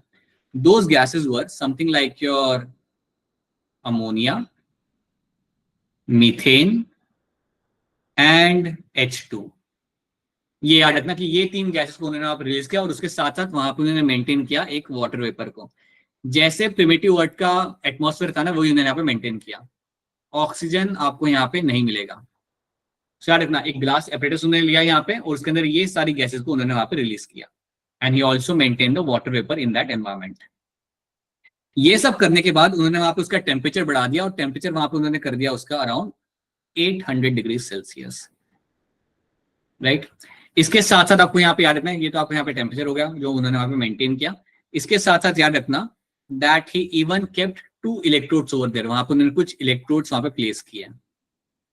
उन्होंने वहां पे कुछ इलेक्ट्रोड्स वहां पे प्लेस किए और इलेक्ट्रोड को प्लेस करने का रीजन वहां पे ये था ताकि वो वहां पे स्पार्क जनरेट कर सके। और ये spark is similar to the lightning in the primitive atmosphere, ताकि ये इलेक्ट्रोड आपके वहां पे स्पार्क जनरेट कर सके जो आपका सिमिलर होगा टू द लाइटनिंग। तो आप सोचो इस बात को, स्पार्क को यहाँ पे इसलिए जनरेट कर रहा है ताकि वो बने आपका यहाँ पे as a source of energy to carry out some reaction. So electrode यहाँ पे लगाए गए थे to create a spark which is similar to your lightning, which is similar to your lightning in this. तो ये चीज आपको इसके अंदर याद रखनी है। This is something he did. तो स्टैनली मिलर ने इतनी चीजें यहाँ पे सेट कर ली कि उसने ग्लास एपरेटस अपना यहाँ पे ले लिया, कुछ चीजें आपने वहां पे डाल दी, टेम्परेचर वहां पे मेंटेन कर लिया हाई, और वहां पे इलेक्ट्रोड को सेट कर लिया which are going to create the spark over there. ये चीज उन्होंने यहाँ पे सेट कर ली। अब यहाँ पे क्या होता है, let's try to see that. यहाँ पे है आपका पूरा के पूरा आपका यहाँ पे अपरेटस। अब यहाँ पे कुछ चीज बताना चाहूंगा, जैसे आपका यहाँ पे बॉइलिंग वाटर यहाँ पे रखा हुआ है, ठीक है। यहाँ से आपका पानी ऊपर जाएगा, यहाँ पे आपका स्पार्क क्रिएट हो रहा है इस एरिया के अंदर। You can C over here you have this electrodes, दो यहाँ पे लगा रखे हुए हैं। एंड देन यहाँ से फिर आपका जो पानी नीचे आ रहा है ये कंडेंसर से पास हो रहा है। अब कंडेंसर क्या करता है ना, पानी को ठंडा करेगा। कंडेंसर यहाँ पे पानी को ठंडा करेगा और जैसे कंडेंसर से पानी नीचे आएगा it is coming similar to the rain. जैसे आपका प्लैनेट अर्थ के ऊपर रेन आ रहा था ना, वैसे ही कंडेंसर में से भी आपका पानी निकल के आएगा ड्रॉपलेट के फॉर्म में, और यहाँ पे इकट्ठा होगा। कहाँ पे इकट्ठा होगा? कलेक्टिंग ट्रैप के अंदर। अब ये जो कलेक्टिंग ट्रैप आपको यहाँ पे दिख रहा है ना, इसको आप सोचो एज अ ओशन। आप सोचो कि आपका ओशन है, मतलब वैसे आप इमेजिन करोगे this is similar to the ocean over here, this is going to be similar to your ocean. तो ये इसने यहाँ पे चालू कर दिया, this is something he started. ये यहाँ पे इसने अपना इवेंट अपना यहाँ पे स्टार्ट कर दिया। नाउ अंडरस्टैंड वन थिंग, जब ये इन्होंने यहाँ पे एक्सपेरिमेंट अपना यहाँ पे स्टार्ट किया, ये कितने टाइम के लिए इन्होंने रन किया? For 1 week. So Miller experiment हमने यहाँ पे रन किया था फॉर 1 वीक। सो 1 वीक के लिए he actually ran this complete process। अब जब उसने 1 वीक के लिए ये पूरा प्रोसेस यहाँ पे रन किया तो यहाँ पे हुआ क्या, याद रखना ये था हमारे यहाँ पे it was similar to my ocean.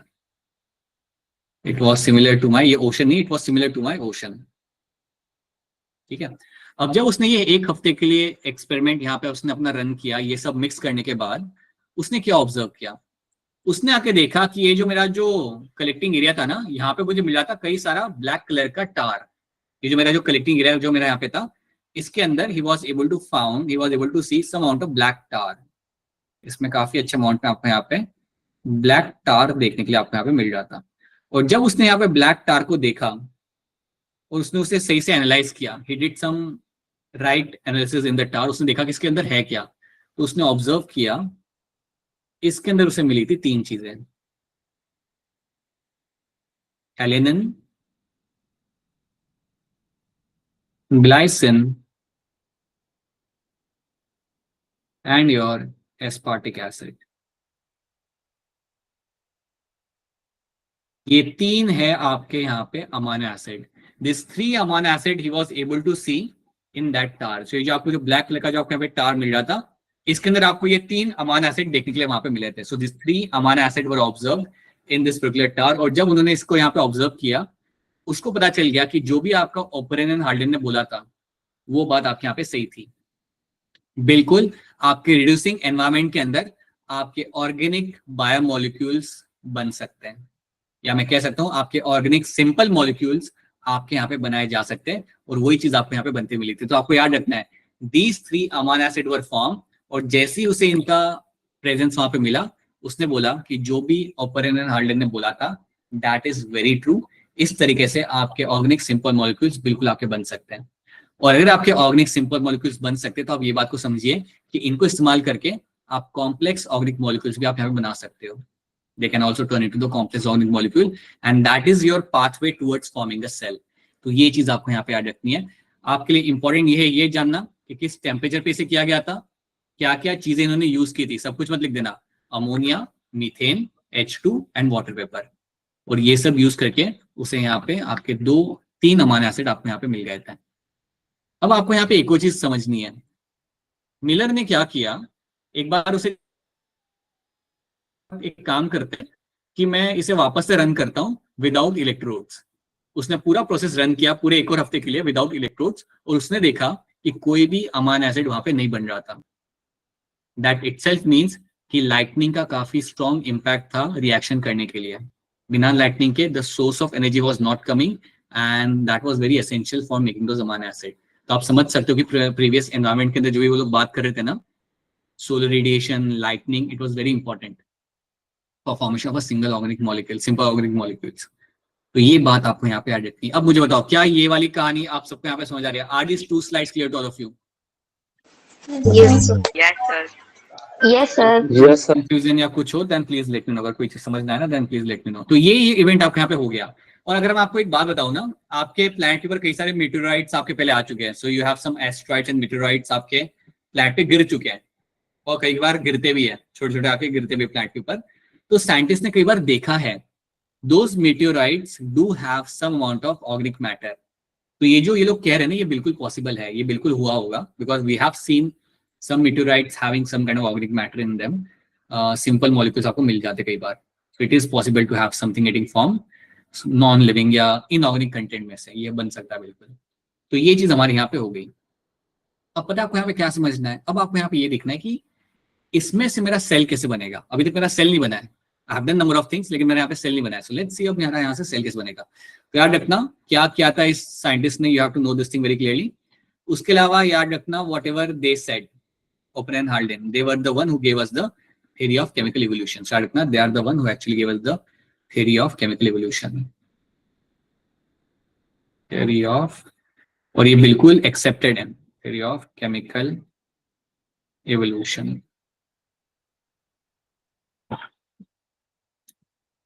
अब हम यहाँ पे समझते हैं, लेट्स ट्राई टू अंडरस्टैंड कि अब आपका यहाँ पे how we are going to form your first cell. हाँ जी मुस्कान बताइए क्या सवाल है आपका, बोलिए.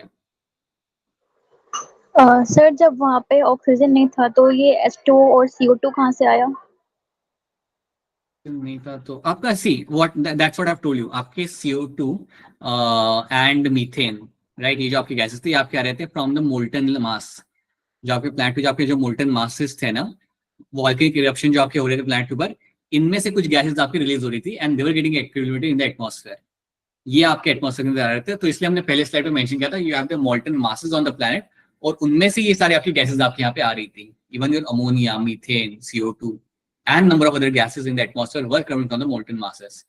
एंड देन बाद में जो आपको जो वाटर वेपर था उसके साथ रिएक्ट करके you are forming some new combinations were getting formed over there. उसका समझ आ रही है मेरी बात कि आपका वैसे नहीं आया, it was all coming from the molten masses में से आपको रिलीज किया जा रहा था.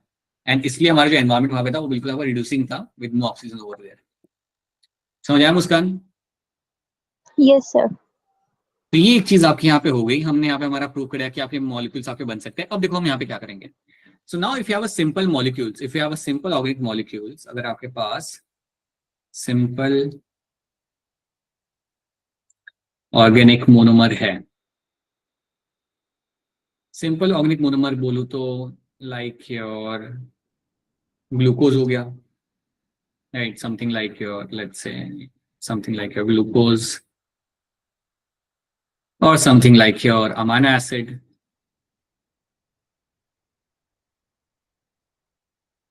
अब अगर आपके पास ये सिंपल मोनोमर्स हैं तो एक साइंटिस्ट है, उन साइंटिस्ट का नाम था सिडनी फॉक्स। आसान सा नाम है, आप ये याद रख पाओगे। There was a scientist known as my Sidney Fox. कैसे कैसे नाम होते हैं, Sidney Fox, surname Fox, right. So yeah, there was a scientist, something like this. Even if you see some cricketers के नाम ना, जो roots, what kind of root, adventitious, fibrous, yeah, you get different kind of names.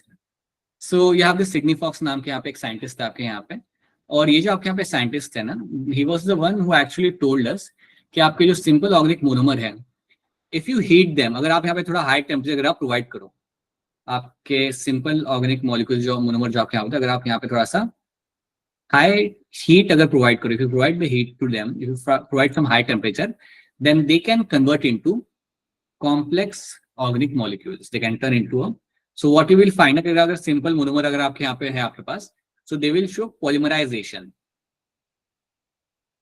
Polymerization. Now when I say polymerization, तब इसका मतलब ये होता है कि आपके सिंपल मोनोमर्स आपके एक दूसरे के साथ जुड़ जाएंगे। अगर मैं कह रहा हूँ ना पॉलीमराइजेशन, दैट मीन्स व्हाट, कि अगर आपका सिंगल अमाइनो एसिड होगा, समझो अगर आपके पास है यहाँ पे अमाइनो एसिड, ऐसे 4-5 अमाइनो एसिड आपके पास है यहाँ पे, अगर आप थोड़ा टेम्परेचर अगर प्रोवाइड करते हो तो व्हाट सिडनी फॉक्स सेड कि ये पॉलीमराइज हो जाएंगे, और अगर ये पॉलीमराइज हो रहे हैं then what will happen, they will turn into the protein. ये सारे एक दूसरे के साथ यहाँ पे जुड़ जाएंगे, और आप देख सकते हो कि अगर मेरे अमाइनो एसिड यहाँ पे जुड़ जाते हैं, दो amino acid will attach to each other, that is nothing but my polypeptide. That is nothing but my polypeptide. ये कहना था आपके सिडनी फॉक्स का कि आपके जो अमाइनो एसिड यहाँ पे आपके होंगे, दिस, इनको अगर हम थोड़ा हीट प्रोवाइड करें, so they can polymerize and can lead to a formation of the polypeptide, मतलब प्रोटीन ये आपको बना के देगा। और ऐसी चीजें उन्होंने की भी थी, ऐसे कुछ एक्सपेरिमेंट आपके सिडनी फॉक्स ने किए थे, तो ऐसे ही करके आपका प्रोटीन बन सकता है। उसी तरीके से फैटी एसिड को यूज करके आप बना सकते हो, लिपिड आपका बन सकता है। Similarly you can find number of complex molecules can be form. So आपके कई सारे आपके यहाँ पे कॉम्प्लेक्स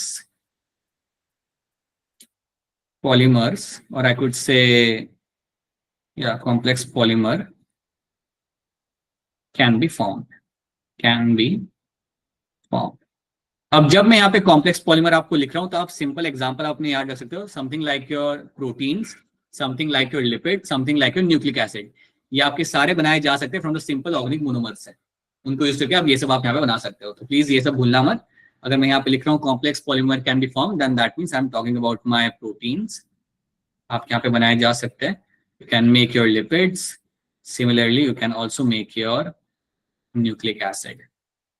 अब क्योंकि मैं यहाँ पे न्यूक्लिक एसिड की बात कर रहा हूं, मुझे आप लोग बताइए सबसे पहला जेनेटिक मटेरियल हमारे प्रिमिटिव सेल में क्या रहा होगा? आरएनए। आरएनए। बिल्कुल, सबने याद रखना है, सबसे पहला जेनेटिक मटेरियल आपके प्रिमिटिव सेल के अंदर हमेशा रहा होगा आपका RNA.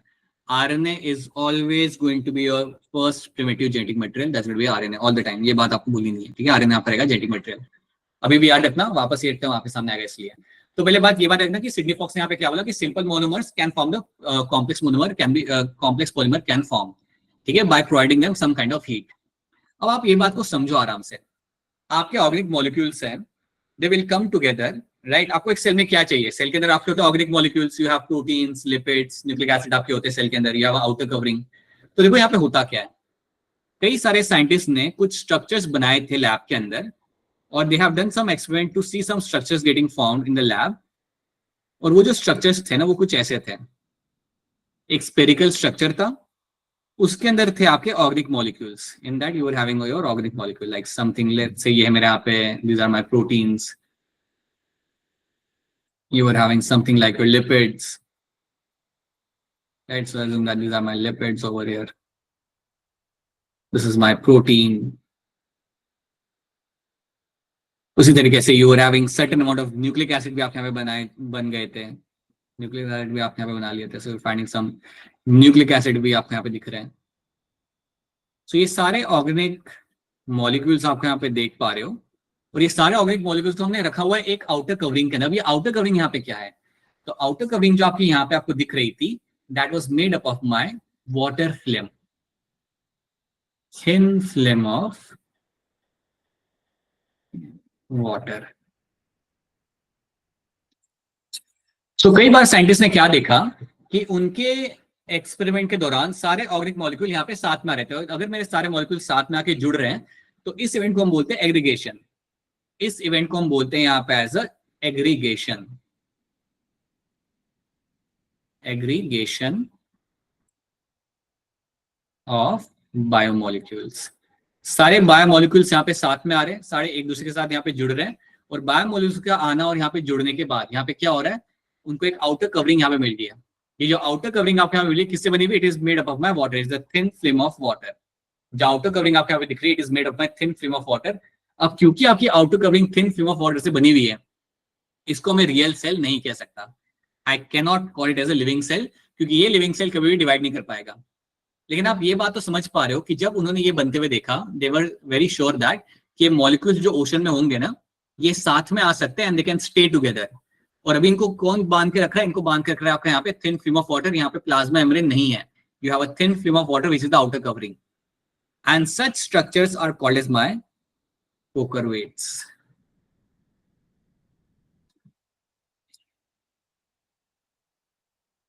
Such structures are called as my coacervates. तो जब भी आप सामने कोकरवेट्स नाम का ये टर्म आएगा तो आपको यहाँ पे याद रखना है, एक से अभिषेक रुक जाओ, आपको यहाँ पे याद रखना है कि आपके ऑर्गेनिक मॉलिक्यूल सब साथ में आते हैं, इकट्ठा होकर रहते हैं, और उनके आसपास आपको एक कवरिंग मिलती है। किसकी कवरिंग मिलती है, you get a thin film of water की कवरिंग आपको मिलती है, which is outer membrane, which is outer, it you can even call as outer membrane. इसको आप कह सकते हैं as a outer covering, thin film of water की एक आउटर कवरिंग आपको यहाँ पे मिल जाएगी। और ऐसे स्ट्रक्चर्स को हम बोलते हैं यहाँ पे कोकरवेट्स, विच वर फॉर्म्ड। ये कई बार आपको बनते हुए मिले थे आपके during the experiments, number of time these structures were formed। तो बताइए यहाँ से आपको क्या बात पता चलती है, बिल्कुल मैं इसे सेल नहीं कह सकता, I can not call it as a cell, क्योंकि यह outer covering of thin film of water है, तो इसको मैं सेल नहीं कह सकता, ये एक नॉन लिविंग थिंग है, ये सेल नहीं है मेरा यहाँ पे। बट मैं श्योरली कह सकता हूँ कि पोटेंशियल है मेरे मॉलिक्यूल्स का साथ में आने का, there is a potential of this molecule to come together and stay together, ये मैं यहाँ पे कह सकता हूँ। That was something which was observed over here, ये चीज उन्होंने यहाँ पे देखी थी।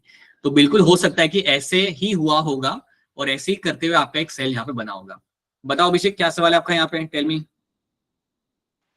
Sir coacervate sir. कोकरवेट्स जो आपके यहाँ पे है, हाँ सर ये थिन मेम्ब्रेन ऑफ वाटर को बोला कि सर पूरे को बोला? नहीं, पूरे स्ट्रक्चर को, पूरे स्ट्रक्चर को, पूरा जो मेरा स्ट्रक्चर है जहाँ पे मैं I have the organic molecules in the centre, और आउटर कवरिंग मेरे यहाँ पे थिन फिल्म ऑफ वाटर की, इसको हम कह रहे हैं यहाँ पे coacervates. Now these are cell like but they are not actually cell, right. तो ये बनते हुए हमने देखा है कई बार। अब इसके बाद एक और चीज हमने बनते हुए यहाँ पे देखी है। Now let's make much more better structure. हमने देखा था, या मैं कहूंगा सिडनी फॉक्स ने ये ऑब्जर्व किया था, सिडनी फॉक्स ने एक और चीज यहाँ पे ऑब्जर्व की थी, या सिडनी फॉक्स ने हमें यहाँ पे एक टर्म दिया था, सिडनी फॉक्स ने एक टर्म दिया था, and that term was called as my माइक्रोस्फेयर्स।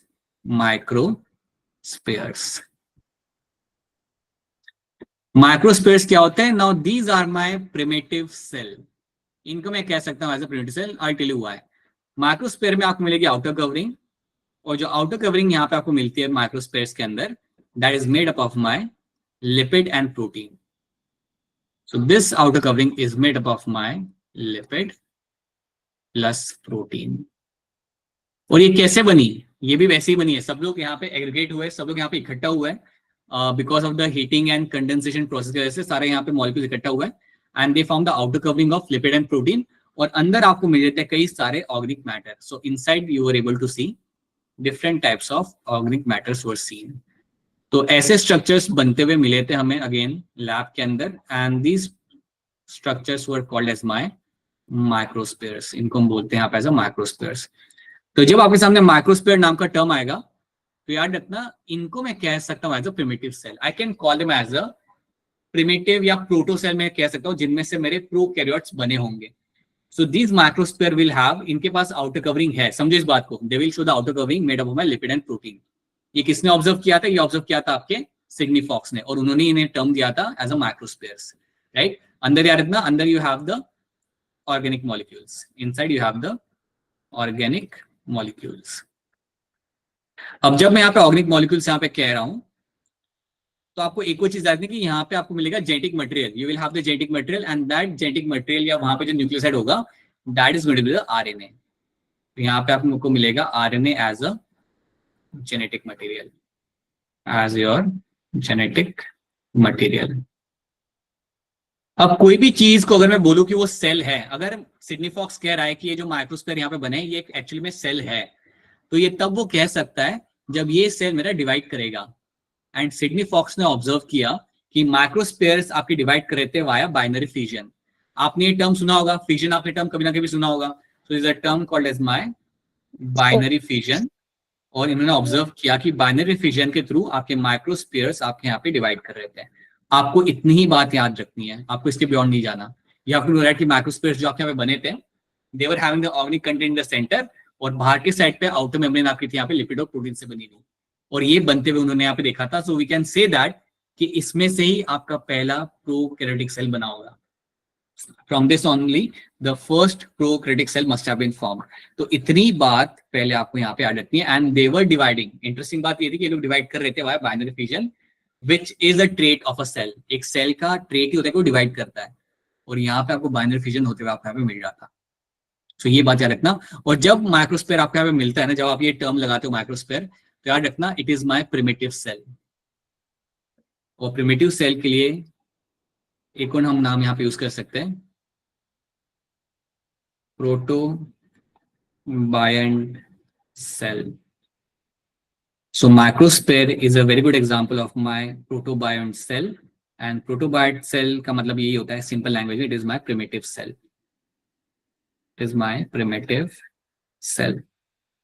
तो इसको हम एक्सेप्ट कर सकते हैं। I can accept this structure as a structure which can behave like a cell, which can behave like a cell.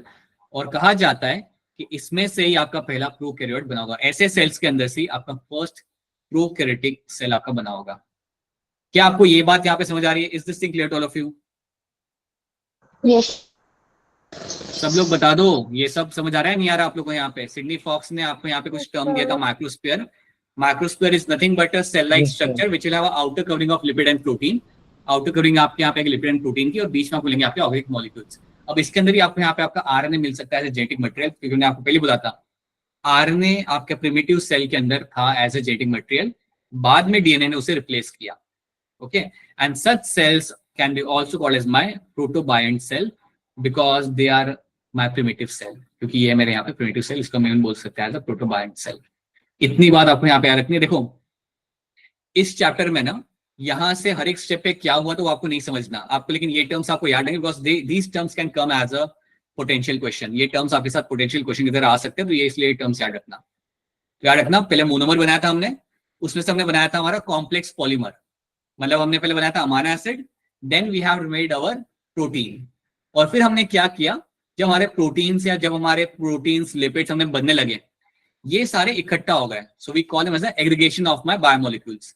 और ये जब मेरे यहाँ पे सारे इकट्ठा हो गए तो इनके आसपास एक आउटर थिन बनी आपके वाटर की। So outer thin film of water was seen to be form, और ऐसे स्ट्रक्चर्स को हम बोलते थे यहाँ पे as a coacervates, right. लेकिन कोकर वेट को मैं यहाँ पे सेल नहीं कह सकता because they are not going to divide by themselves, ये खुद से आपके यहाँ पे डिवाइड नहीं करेंगे, ओके, कभी डिवाइड नहीं कर सकते। लेकिन बाद में उन्होंने क्या ऑब्जर्व किया कि कुछ ऐसी स्ट्रक्चर वापस से बन रहे थे और उनके पास आउटर मेम्ब्रेन थी, और जो आउटर मेम्ब्रेन थी आपके यहाँ पे वो लिपिड और प्रोटीन से बनी हुई थी, and that gives you the idea of first primitive cell. और ये स्ट्रक्चर्स बनते हुए देखे थे आपके, अगेन सिडनी फॉक्स ने इनको बनते हुए देखा था और इनको नाम दिया था microspheres. And I can call microspheres as a primitive cell या प्रोटोबायंट सेल, मैं यहाँ पे कह सकता हूँ। और याद रखना they were also showing the potential to show the binary fission, right. अभी ये सब एनसीईआरटी में मेंशन नहीं है, इसलिए मैं इसको आपको इस तरीके से लाइक पढ़ा रहा हूँ ताकि आपको समझ भी आए, and you don't have to go into depth of that, right. इसमें और भी काफी ज्यादा डेप्थ में आप जा सकते हो, but you don't have to get into that right now. तो इतनी बात आपको ले आपने याद रखनी है। अब मुझे बताओ, क्या आपको ये पूरी कहानी यहाँ पे समझ आ रही है? Is this story clear to all of you? Yes sir. Yes sir. Yes sir, यही बात आपकी रखी थी सामने ओपरेन हाल्डे ने कि इसी तरीके से आपका पहला सेल आपका बना होगा। That is how the first cell must have been formed. तो आपको अब याद यहाँ पे ये रखना है। अब एक और चीज यहाँ पे याद रख लो, अगर इतना याद रख सकते हो एक और चीज याद रख लो, कि आपका जो प्रिमिटिव सेल था, अब मैं यहाँ पे सिंपल टर्म यूज करूंगा, आपका जो प्रिमिटिव सेल था उसके अंदर से ही आपका बना था प्रोकैरियोटिक सेल। इनमें से फिर बाद में आपके प्रोकैरियोट्स आए थे, इनमें से आपके यहाँ पे प्रोकैरियोट्स आए थे। लेकिन प्रोकैरियोट्स बनाने के लिए आप मुझे एक बात बताओ, चलो let's remove this right now, एक सेकंड इसको हम हटा देते हैं। अब मुझे एक बात बताओ आप यहाँ पे कि जब प्रिमिटिव सेल मेरा बना था तो एटमॉस्फेयर कैसा था, ऑक्सीजन था या नहीं था? सर रिड्यूस ऑक्सीजन नहीं, सो वी हैव रिड्यूसिंग नहीं थी। एटमॉस्फेयर आपका यहाँ पे था। हाँ, आपके पास यहाँ पे था आपका रिड्यूसिंग एटमॉस्फेयर। सर नहीं थी। हाँ जी, so you are having the reducing atmosphere आपका यहाँ पे था। ठीक है, so you are having the reducing atmosphere in the planet पे आपका वहाँ पे था। ठीक है, ऑक्सीजन तो आपका वहाँ पे था नहीं। अगर ऑक्सीजन आपका वहाँ पे था नहीं तो सिंपल सी बात है कि आपका no chance of having someone who can carry out photosynthesis. ठीक है, तो समझो मेरे प्रिमिटिव सेल में से एक आपका यहाँ पे सेल बना, आपका थोड़ा एडवांस सेल आपका यहाँ पे बना। Let's say you have finding your initial organisms और इनिशियल सेल जो आपका यहाँ बना था आपका यहाँ पे। ये सेल आप सोचो कि अगर रिड्यूसिंग एटमॉस्फेयर है तो सिंपल सी बात है उस एटमॉस्फेयर के अंदर दिस सेल लाइक फोटोसिंथेसिस तो वो कर नहीं सकता। There is no chance of photosynthesis in the atmosphere over there right now. Okay, आपको जो इनिशियल जो आपका सेल बना था ना, इसका मोड ऑफ न्यूट्रिशन आपका यहाँ पे था, इट वाज हेटेरोट्रॉप। इनिशियल जो आपका यहाँ पे आपका जो प्रिमिटिव सेल आपको बनाता है यहाँ पे, याद रखना जो आपका प्रिमिटिव सेल आपको बनाता है यहाँ पे, that was showing a mode of nutrition of my heterotroph. आप जानते हो ना what is autotroph and heterotroph? Autotroph वो होता है जो अपना खाना खुद से बनाता है। ये जो इनिशियल जो सेल आपके यहाँ पे थे, ये खाना खुद से नहीं बनाते थे, बल्कि ये बनाते थे खाना वाया सम फर्मेंटेशन प्रोसेस। तो ये लोग क्या करते हैं, जो आपके सेल थे initial cell, they were carrying out fermentation. ये लोग करते थे fermentation of organic molecules, they were doing the fermentation of organic molecules. आप तो जानते हो ना ओशन में तो कई सारे ऑर्गेनिक मॉलिक्यूल्स थे वहां पे। आप जानते हो ocean was a soup of prebiotic cell, right? या प्रीबायोटिक कंडीशन का वहां पे ओशन था, तो ओशन में तो कई सारे थे organic molecule. So they were doing the fermentation of organic molecules, और उससे वो जनरेट करते थे अपनी एनर्जी। याद रखना जो आपका प्रिमिटिव सेल था वो आपका था हेटेरोट्रॉप, और वो करता था आपका यहाँ पे फर्मेंटेशन ऑफ ऑर्गेनिक मॉलिक्यूल, और वो करने के बाद वहां से वो एनर्जी जनरेट करता था। It was doing this to generate the source of energy.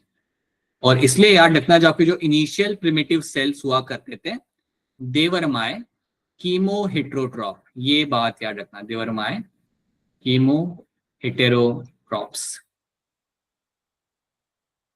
ठीक है, तो ये टर्म आप दिमाग में बिठा लो, ये टर्म मुझे आपको समझाना था यहाँ पे। कीमो मतलब they are using some chemical reaction to generate their energy and they were my heterotrophs.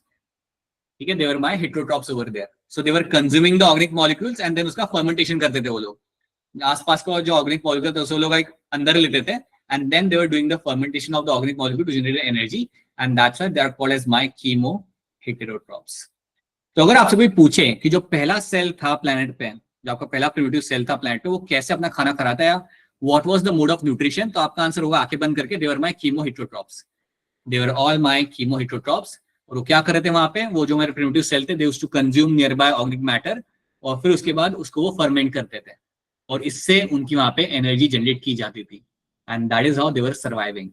याद रखना पहले जो आपको मिला था यहाँ पे, इनिशियली कोई यहाँ पे आपका नहीं हो रहा था, और फोटोसिंथेसिस आपके यहाँ पे नहीं हो रहा था। तो ये बात आपको यहाँ पे याद रखनी है। क्या ये चीज आपको यहाँ पे समझ आई जो मैंने आपको बताई यहाँ पे? Is this clear to all of you? Yes sir. Yes sir sir. दोबारा कर देता हूँ। देखो इसमें है, यस सर। हाँ देखो इसमें है क्या ना, आपके जो प्रिमिटिव सेल थे ना, आप जानते हो देवर रिड्यूसिंग एटमॉस्फेयर। अगर आपसे कोई पूछता है डायरेक्टली कि उनका मोड ऑफ न्यूट्रिशन क्या था, जो मेरा इनिशियल सेल्स बने थे मेरे वहां पे, उनका मोड ऑफ न्यूट्रिशन वहां पे क्या था, तो आपको सिंपली बोलना है आपका कीमो हेटेरोट्रॉप। फिर आपको लोग पूछेंगे कि आप कह रहे हो कीमो हेटेरोट्रॉप मतलब वो क्या करते थे? इसका मतलब यहाँ पे ये होता है कि वो लोग उनके आसपास ओशन में जो ऑर्गेनिक मैटर था उसको लोग खाते थे, उसको लोग एनगल्फ करते थे, उसके बाद उसका करते थे वो लोग फर्मेंटेशन, उसका करते थे वहां पे फर्मेंटेशन, और इसी प्रोसेस को करने के बाद उनको अपनी यहाँ पे एनर्जी मिलती थी। This is something which was giving them a source of energy, and that is called as my chemo heterotroph. तो ये बात आप यहाँ पे याद रखते हैं। So primitive cell were showing the chemo heterotroph mode of nutrition, right? और फिर बाद में with the course of time आपके प्रोकैरियोटिक सेल आपके बने थे यहाँ पे, बाद में आपके यहाँ पे प्रोक्रेटिक सेल आपके यहाँ बने थे। इवन द प्रोक्रेटिक सेल भी आपके बनने के बाद बहुत टाइम लगा था, जब आपको ऑक्सीजन रिलीज हुआ था, it took them much more amount of time to form the cyanobacteria. ठीक है, फिलहाल के लिए आप इतना याद रखो, फिलहाल के लिए चाहूंगा कि आप इतनी चीज यहाँ पे याद रखो कि आपके पहले जो आपके ऑर्गेनिजम्स यहाँ पे आप कहते हैं यहाँ पे they were my chemoheterotrophs, that is something you have to know. ठीक है, तो ये चीज आपको यहाँ पे क्लियर है। अब एक काम करते हैं, यहाँ पे कुछ क्वेश्चन सॉल्व करते हैं एंड लेट्स ट्राई टू सी कि आपसे वो सॉल्व हो पा रहा है नहीं हो पा रहा है। सो हैंड रेज करो इसके लिए। क्वेश्चन नंबर 1 आपके सामने यहाँ पे 2020 का क्वेश्चन है आपके सामने। Please see the question and then raise your hand. क्या हो सकता है इसका आंसर यहाँ पे? सब लोग अपना हैंड रेज करेंगे, quickly people will raise their hand. हाँ जी, बताइए कौन बताएगा इसका आंसर? बताइए। डिम्पल ने हैंड रेज किया था, बंद नीचे कर लिया। ओके ओके, बताइए महक, क्या लग रहा है इसका आंसर? सर ऑप्शन ए। महक को यहाँ पे ऑप्शन नहीं लग रहा है, ठीक है। आयुषी सिंह, आपको क्या लग रहा है? Sir option A. Alright, I just take one more answer. बताइए Kishore. Sir option B. Kishore कह रहा है ऑप्शन बी, कह रहा है Kishore. Sir option A, option A. डांट खाओगे फिर बोलोगे कि सर डांटते हैं।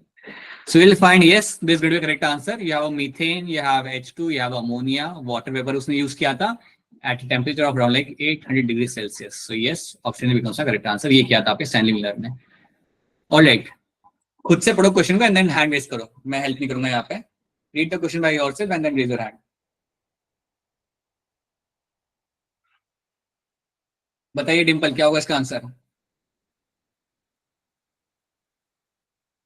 डिम्पल आप क्या? Sir B. ऑलराइट, प्रिया आपको क्या लग रहा है? उसका आपको क्या लग रहा है, क्या होगा इसका answer? Option B. Sir option option B is going to correct answer. बिल्कुल, आपका यहाँ पे ऑक्सीजन प्रेजेंट नहीं था प्रिमिटिव एटमॉस्फेयर के अंदर, so that was my reducing atmosphere. That's something you have to know, it is very evident. Okay, खुद से पढ़ो ध्यान से and then try to tell me the answer over here. Read the question by yourself and then raise your hand.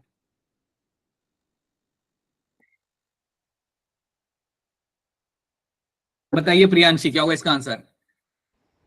Sir option D. Anshika Sharma, आपको क्या लग रहा है? Sir option B. बैटमैन वाला बी या डी? जी, सर, वाला डी। डी? हाँ हाँ सर डी। हाँ, ठीक है ठीक है, यस। याद रखना, when the amino acid were formed over there, glutamic acid आपका नहीं बना था, ग्लाइसिन बना था, एस्पार्टिक एसिड बना था, एलिनिन बना था, बट नॉट ग्लूटामिक एसिड। तो ये भी आपका रखना, this was not formed in the millers experiment. ठीक है, और ये जो तीनों वाली चीज बनी थी यहाँ पे, दे वर माय सिंपल मोनोमर्स, बिल्कुल, और इनको यूज करके आप प्रोटीन बना सकते हो। That is the whole story here is.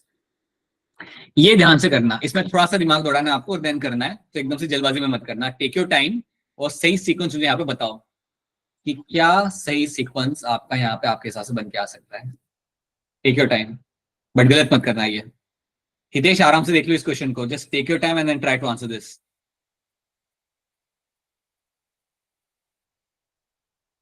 Question है काफी अच्छा, and now see this is why the kind of question they ask in this ना, इसलिए आपको वो चीजें कराई जाती है जो एनसीईआरटी के अंदर नहीं दी हुई, so that you can handle those kind of question अगर आपके सामने आते हैं। इसलिए I hope you understand why we sometime move away from the NCERT, because you find such kind of questions. क्या लग रहा है प्रिंस, क्या लग रहा है इसका आंसर? सी। हितेश, आपको क्या लग रहा है? Sir C. Muskan Kumari? Option A. I'll take couple of more answers. Dimple, क्या लग रहा है आपको? Sir option C. Alright, so now let's see. अब मैं बताता हूँ यहाँ पे ऑप्शन ए, यहाँ पे आपका आंसर क्यों नहीं होगा। ऑप्शन ए में क्या हो रहा है आपका यहाँ पे, that you are starting with the formation of protobiont. नहीं, कहानी स्टार्ट होगी आपके हमेशा formation of my organic monomers. पहले तो सबसे पहले आपके ऑर्गेनिक मोनोमर बनेंगे ना, तभी तो फिर आपकी लाइफ आगे बढ़ेगा। तो पहले आपके बनेंगे आपके अमाइनो एसिड, ग्लूकोज, वो सब आपका पहले बनेगा। So this has to be the first. Then एक बार आपके मोनोमर बन गए, उसे यूज करके आप बनाओगे आपके यहाँ पे polymer. So after making the monomers I will be making the polymers over here. तो इसको यूज करके मैं अपने यहाँ पे पॉलीमर बना लूंगा। एक बार मेरा पॉलीमर वाला आप समझ रहे हो ना, अमाइनो एसिड में से बनाऊंगा मेरे यहाँ पे प्रोटीन, या सिंपल ग्लूकोज में से बनाऊंगा यहाँ पे मेरा polysaccharide. Once this is been formed, अब मेरा यहाँ पे बनेगा मेरे यहाँ पे प्रोटोबायंट, मेरा प्रिमिटिव सेल मेरा यहाँ पे बनेगा। Now there will be a formation of my primitive cell, that's your third event जो मेरे यहाँ पे होगा, right. So 3, 2 and 1, right. Protobiont के बारे में मैंने आपको पहले बताया था कि इसके अंदर आपको मिलेगा RNA as a genetic material initially, क्योंकि डीएनए बहुत बाद में आया था, DNA came way later, so formation of DNA based genetic system is something which will happen in the last. तो डीएनए जेनेटिक सिस्टम की तरह जो आया था वो आपका बहुत बाद में आया था, इसलिए ऑप्शन सी जो आप लोग मुझे यहाँ बता रहे हो that's going to be correct answer, बिल्कुल सही। So option C becomes my correct answer in this. इसलिए थोड़ा यहाँ पे ध्यान देना था। It's a simple question, you just have to know the story, recall the story and you can answer this question. So that is something we have done. तो यहाँ पे आपका दिस इज वेयर योर आज वाला portion जो मैं यहाँ पे कर रहा था हमने यहाँ पे खत्म कर लिया। This is what we have done, right. अच्छा, मुझे आपसे एक चीज पूछनी थी। I just want to ask you one thing. आपने जो टेस्ट दिया था ना संडे को, आई थिंक आपको भी बायलिंगुअल मिला होगा। You must have received the test bilingual, सबको, दिल्ली, हिमाचल, राइट। अब मुझे एक बात बताओ, do you prefer to have that bilingual thing और it's okay for you to have a Hindi वाला थिंग, ओनली हिंदी, और sorry only English? Sir confusion हो रही थी। सर मैं समझ ओनली गया। English sir. Yes, sir, confusion हो रही थी। इसलिए मैंने आपसे ये चीज पूछी, बिकॉज वो बहुत कंफ्यूजन वहाँ पे क्रिएट। सो एक पोल रन करता हूँ, उसका आंसर यहाँ पे दे दो so that I can tell the team, right. So और ये मैं सिर्फ बायोलॉजी के लिए पूछ रहा हूँ अभी। तुम लोग को आई थिंक फिजिक्स केमिस्ट्री भी चाहिए होगा, definitely I am just asking for biology का पेपर। सो बायोलॉजी पेपर को सर इंग्लिश ही ठीक है। प्रॉब्लम हो रही थी। वही, so I am giving you the option over here. 2 minute रुक जाओ। Have option of being a bilingual और यू वांट इंग्लिश। जहाँ पे सिर्फ इंग्लिश रहेगा वहाँ पे आपका हिंदी आपका नहीं रहेगा। सो रेफरेंस आपका यहाँ पे क्या है? So now I am running the poll over here. चलो पोल का आंसर यहाँ पे कर दो फटाफट।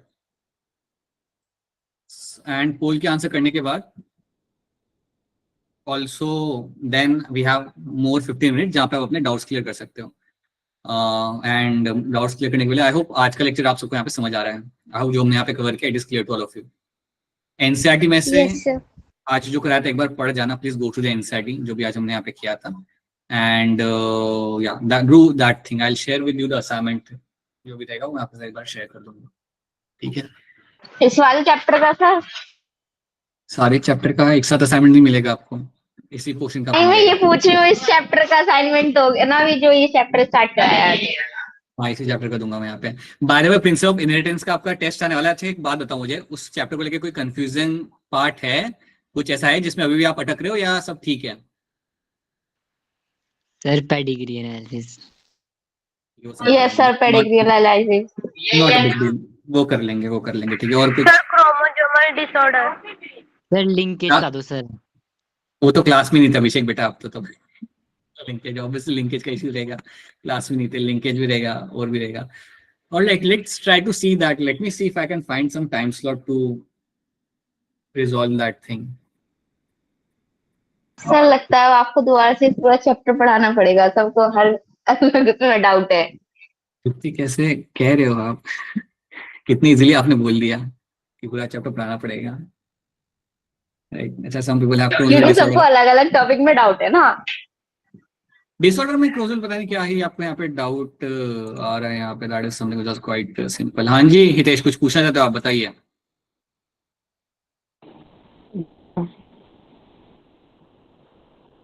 सर मेरे को जो अच्छा आप लोग पहले के चैप्टर हाँ है ना, बोलो। जो पहले के चैप्टर हैं सर उनकी मेरे को वीडियोस मिल जाएगी sir?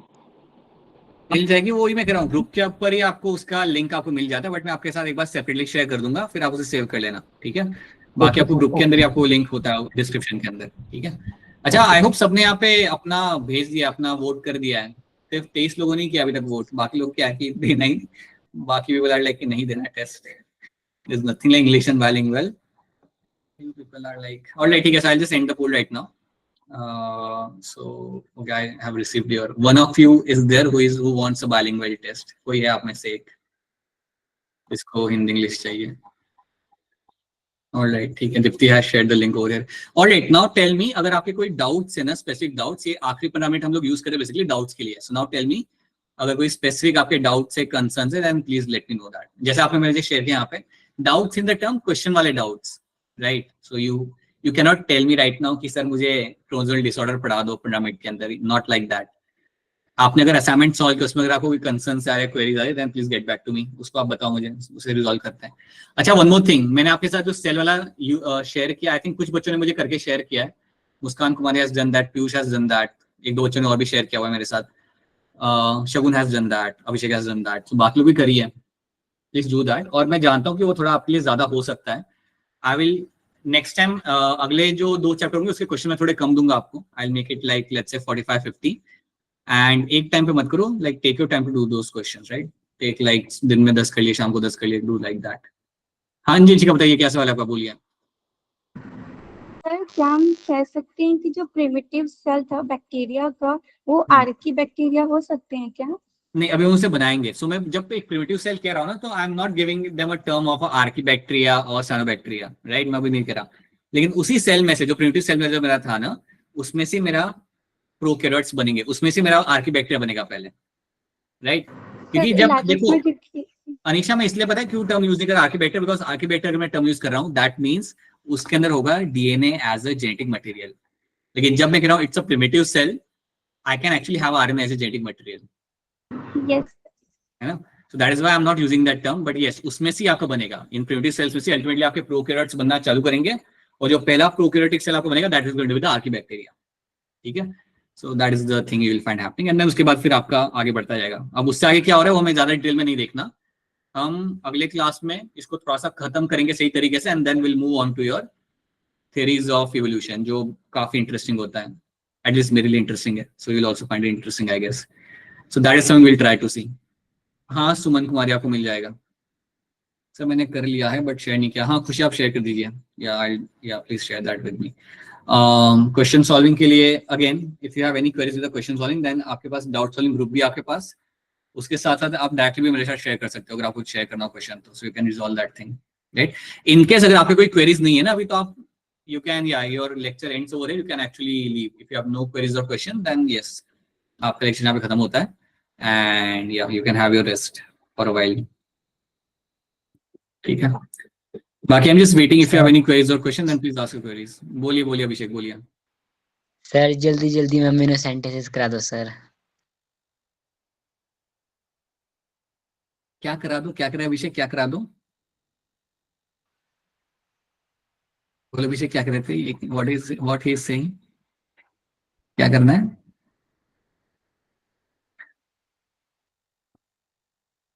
Mycoplasm, right? Yes, mycoplasm must have been formed initially, the most prokaryotic, maybe most undeveloped one. Yes, हिम्मत सिंह। तो बेसिकली है ना, उसकी 2 लीनिएज आपकी निकलती है जब आप प्रोकैरियोट्स की बात करते हो, you have a 2 separate lineage, and that is why हम उसे इतना डिटेल में नहीं देखते कि आपकी एक लीनिएज पे क्या बना, दूसरी लीनिएज पे आपका क्या बना। So अच्छा, एमनियोसेंटेंसेस, एमनियोसेंटेंस में बेसिकली बेटा यहाँ पे क्या होता है ना, दैट यू विल फाइंड। अच्छा, कोई एक्सप्लेन करना चाहेगा अपने एंड पे, व्हाट इज माय एमनियोसेंटेंसेस? सामने से कोई एक्सप्लेन करेगा? Anyone? Amit Singh is like by living. Alright, so amniocentesis के अंदर आपको बेसिकली यहाँ पे क्या होगा बेटा, दैट आपका जब एम्ब्रियो डेवलप कर रहा होता है, जब फीटस डेवलप कर रहा होता है मदर की बॉडी के अंदर, you have the amniotic fluid over there, वहां पे आपका होता है एमनियोटिक फ्लूइड। तो as a doctor what you can do ना, आप उसमें से थोड़ा सा एक फ्लूइड निकाल सकते हो, एमनियोटिक फ्लूइड में से आप थोड़ा सा फ्लूइड निकाल सकते हो, और उस फ्लूइड के अंदर आपको कुछ डेड सेल्स मिलेंगे आपके फीटस के कोई डेड सेल्स वहां पे आपको मिल जाएंगे, और उन डेड सेल्स को देख के आप काफी कुछ बता सकते हो, क्योंकि उस डेड सेल्स के अंदर आपको क्रोमोसोम आपको मिल जाएंगे, and those cells and those chromosomes can tell you number of things about the baby. Basically amniocentesis कई बार किया जाता था to know the sex of the baby. तो आप वहां से फ्लूइड निकालते थे, एमनियोटिक फ्लूइड में से आप फ्लूइड निकालते हो, एंड देन आप देखते हो कि क्रोमोसोम कौन सा है, XX है, XY है। प्रीवियसली भी किया जाता था, बट इसको हम इवन कर सकते हैं for the right purpose. Hitesh 2 minute रुकना, हम इसको इवन कर सकते हैं फॉर द राइट पर्पस के लिए, to know any kind of chromosomal disorder हम जान सकते हैं, या हम जान सकते हैं कि कोई वहां पे राइट डिफेक्ट तो नहीं है, जीन रिलेटेड डिफेक्ट तो वहां पे कोई नहीं है। So that is something it is been done for actually. मैं अभिषेक, समझ आ रही मेरी बात? तो यही किया जाता है आपके एमनियोसेंटेंसेस के अंदर। बोलो अभिषेक, कुछ बोलो। हाँ जी हितेश, बताइए क्या सवाल है आपका? नो सर, कुछ भी नहीं है सर, वो ऐसे लग गया था ना। हितेश, आई होप आपका ये पहला दिन है, शायद लग सकता है कि थोड़ा फास्ट होगा क्लास, लग सकता है, काफी बच्चों को लगता है इनिशियल डेज के अंदर, बट कोई बात नहीं, with the course of time वो आपको ग्रिप बन जाएगी आपकी। बट आई होप जो बताया गया है, आई होप वो आपको समझ आ रहा है, और जब मैं ये शेयर करूंगा ना स्लाइड्स आपके साथ, एक बार उसे पढ़ लेना, just go to the slide 1 सोने के पहले, just like a doctor's prescription, रात को सोने के पहले एक बार, सुबह उठने के बाद एक बार, just go to the slides and you will be able to recall most of it. Right? Question solving makes a difference. So, yeah. Right. Anything else? Anyone has any other questions over here? Komal Sharma, Ishita, anyone has any other question? Mehak, Sumalia, Anshika. बताइए कोमल शर्मा, बोलिए. Sir जो माइक्रोस्पेस थे वो Sydney focus ने observe किए थे, तो जो कुकरबिट्स थे वो किसने ऑब्जर्व किए थे? Yeah, I'll have to check that key because there were like group of scientists who actually observed that. So I'll have to check and I'll let you know. क्योंकि Cuckerwaits एक single person का वो नहीं था. It was observed by a number of people during their work on this field के अंदर. So basically हुआ क्या था ना, स्टैनली मिलर के काम के बाद एक नई फील्ड ही डेवलप कर गई थी केमिस्ट्री के अंदर, फील्ड ऑफ प्रीबायोटिक केमिस्ट्री, और काफी लोगों ने फिर काम करना चालू किया. So some group of scientist actually found this thin film of water के आसपास उसके अंदर जो आपके ऑर्गेनिक मॉलिक्यूल बन रहे थे वो उन्होंने देखे. दैट इज व्हाई कुकरवेट्स को लेके will have to actually see that who were the initial group of scientist जिन्होंने बताया था. So will have to check that and then I let you know. Komal, ठीक है? Okay sir, thank you sir. या I'll be here till 10:15. So if you have any questions, please ask your questions. अगर कोई सवाल है तो आप पूछ सकते हो. अगर सवाल नहीं है, then I think you should have your dinner in that case. And please, जो भी question share करूँगा वो solve कर लेना. I won't be sharing more questions from this topic right now because already आपके पास काफी सारे questions है solve करने के लिए. So I'll be sharing I think 7-8 questions. So वो कर लेना बस. ठीक है? Ayushi Singh, I hope it's clear to all of you जो भी हमने यहाँ पे किया है. Yes sir. Bye sir. या बाय बेटा, बाय. प्रियांशी, प्रिया आप क्लास में नए हो क्या? प्रिया, क्या आप क्लास में नए हैं क्या? या Priya, tell us, are you new in the class? Priya, आपकी आवाज नहीं आ रही. ठीक है, I'll take it as a yes. Ishita, आपका भी पहला क्लास है ना? इशिता रेगुलर आ रहे हैं क्लास के अंदर, मिस नहीं करना.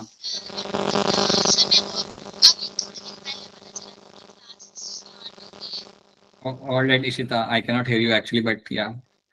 Okay.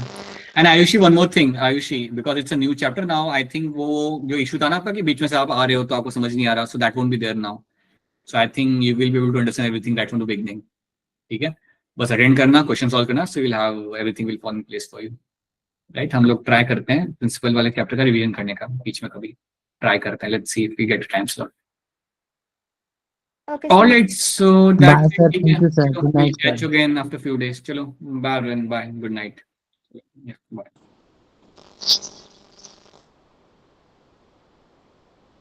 Bye sir. Good night sir.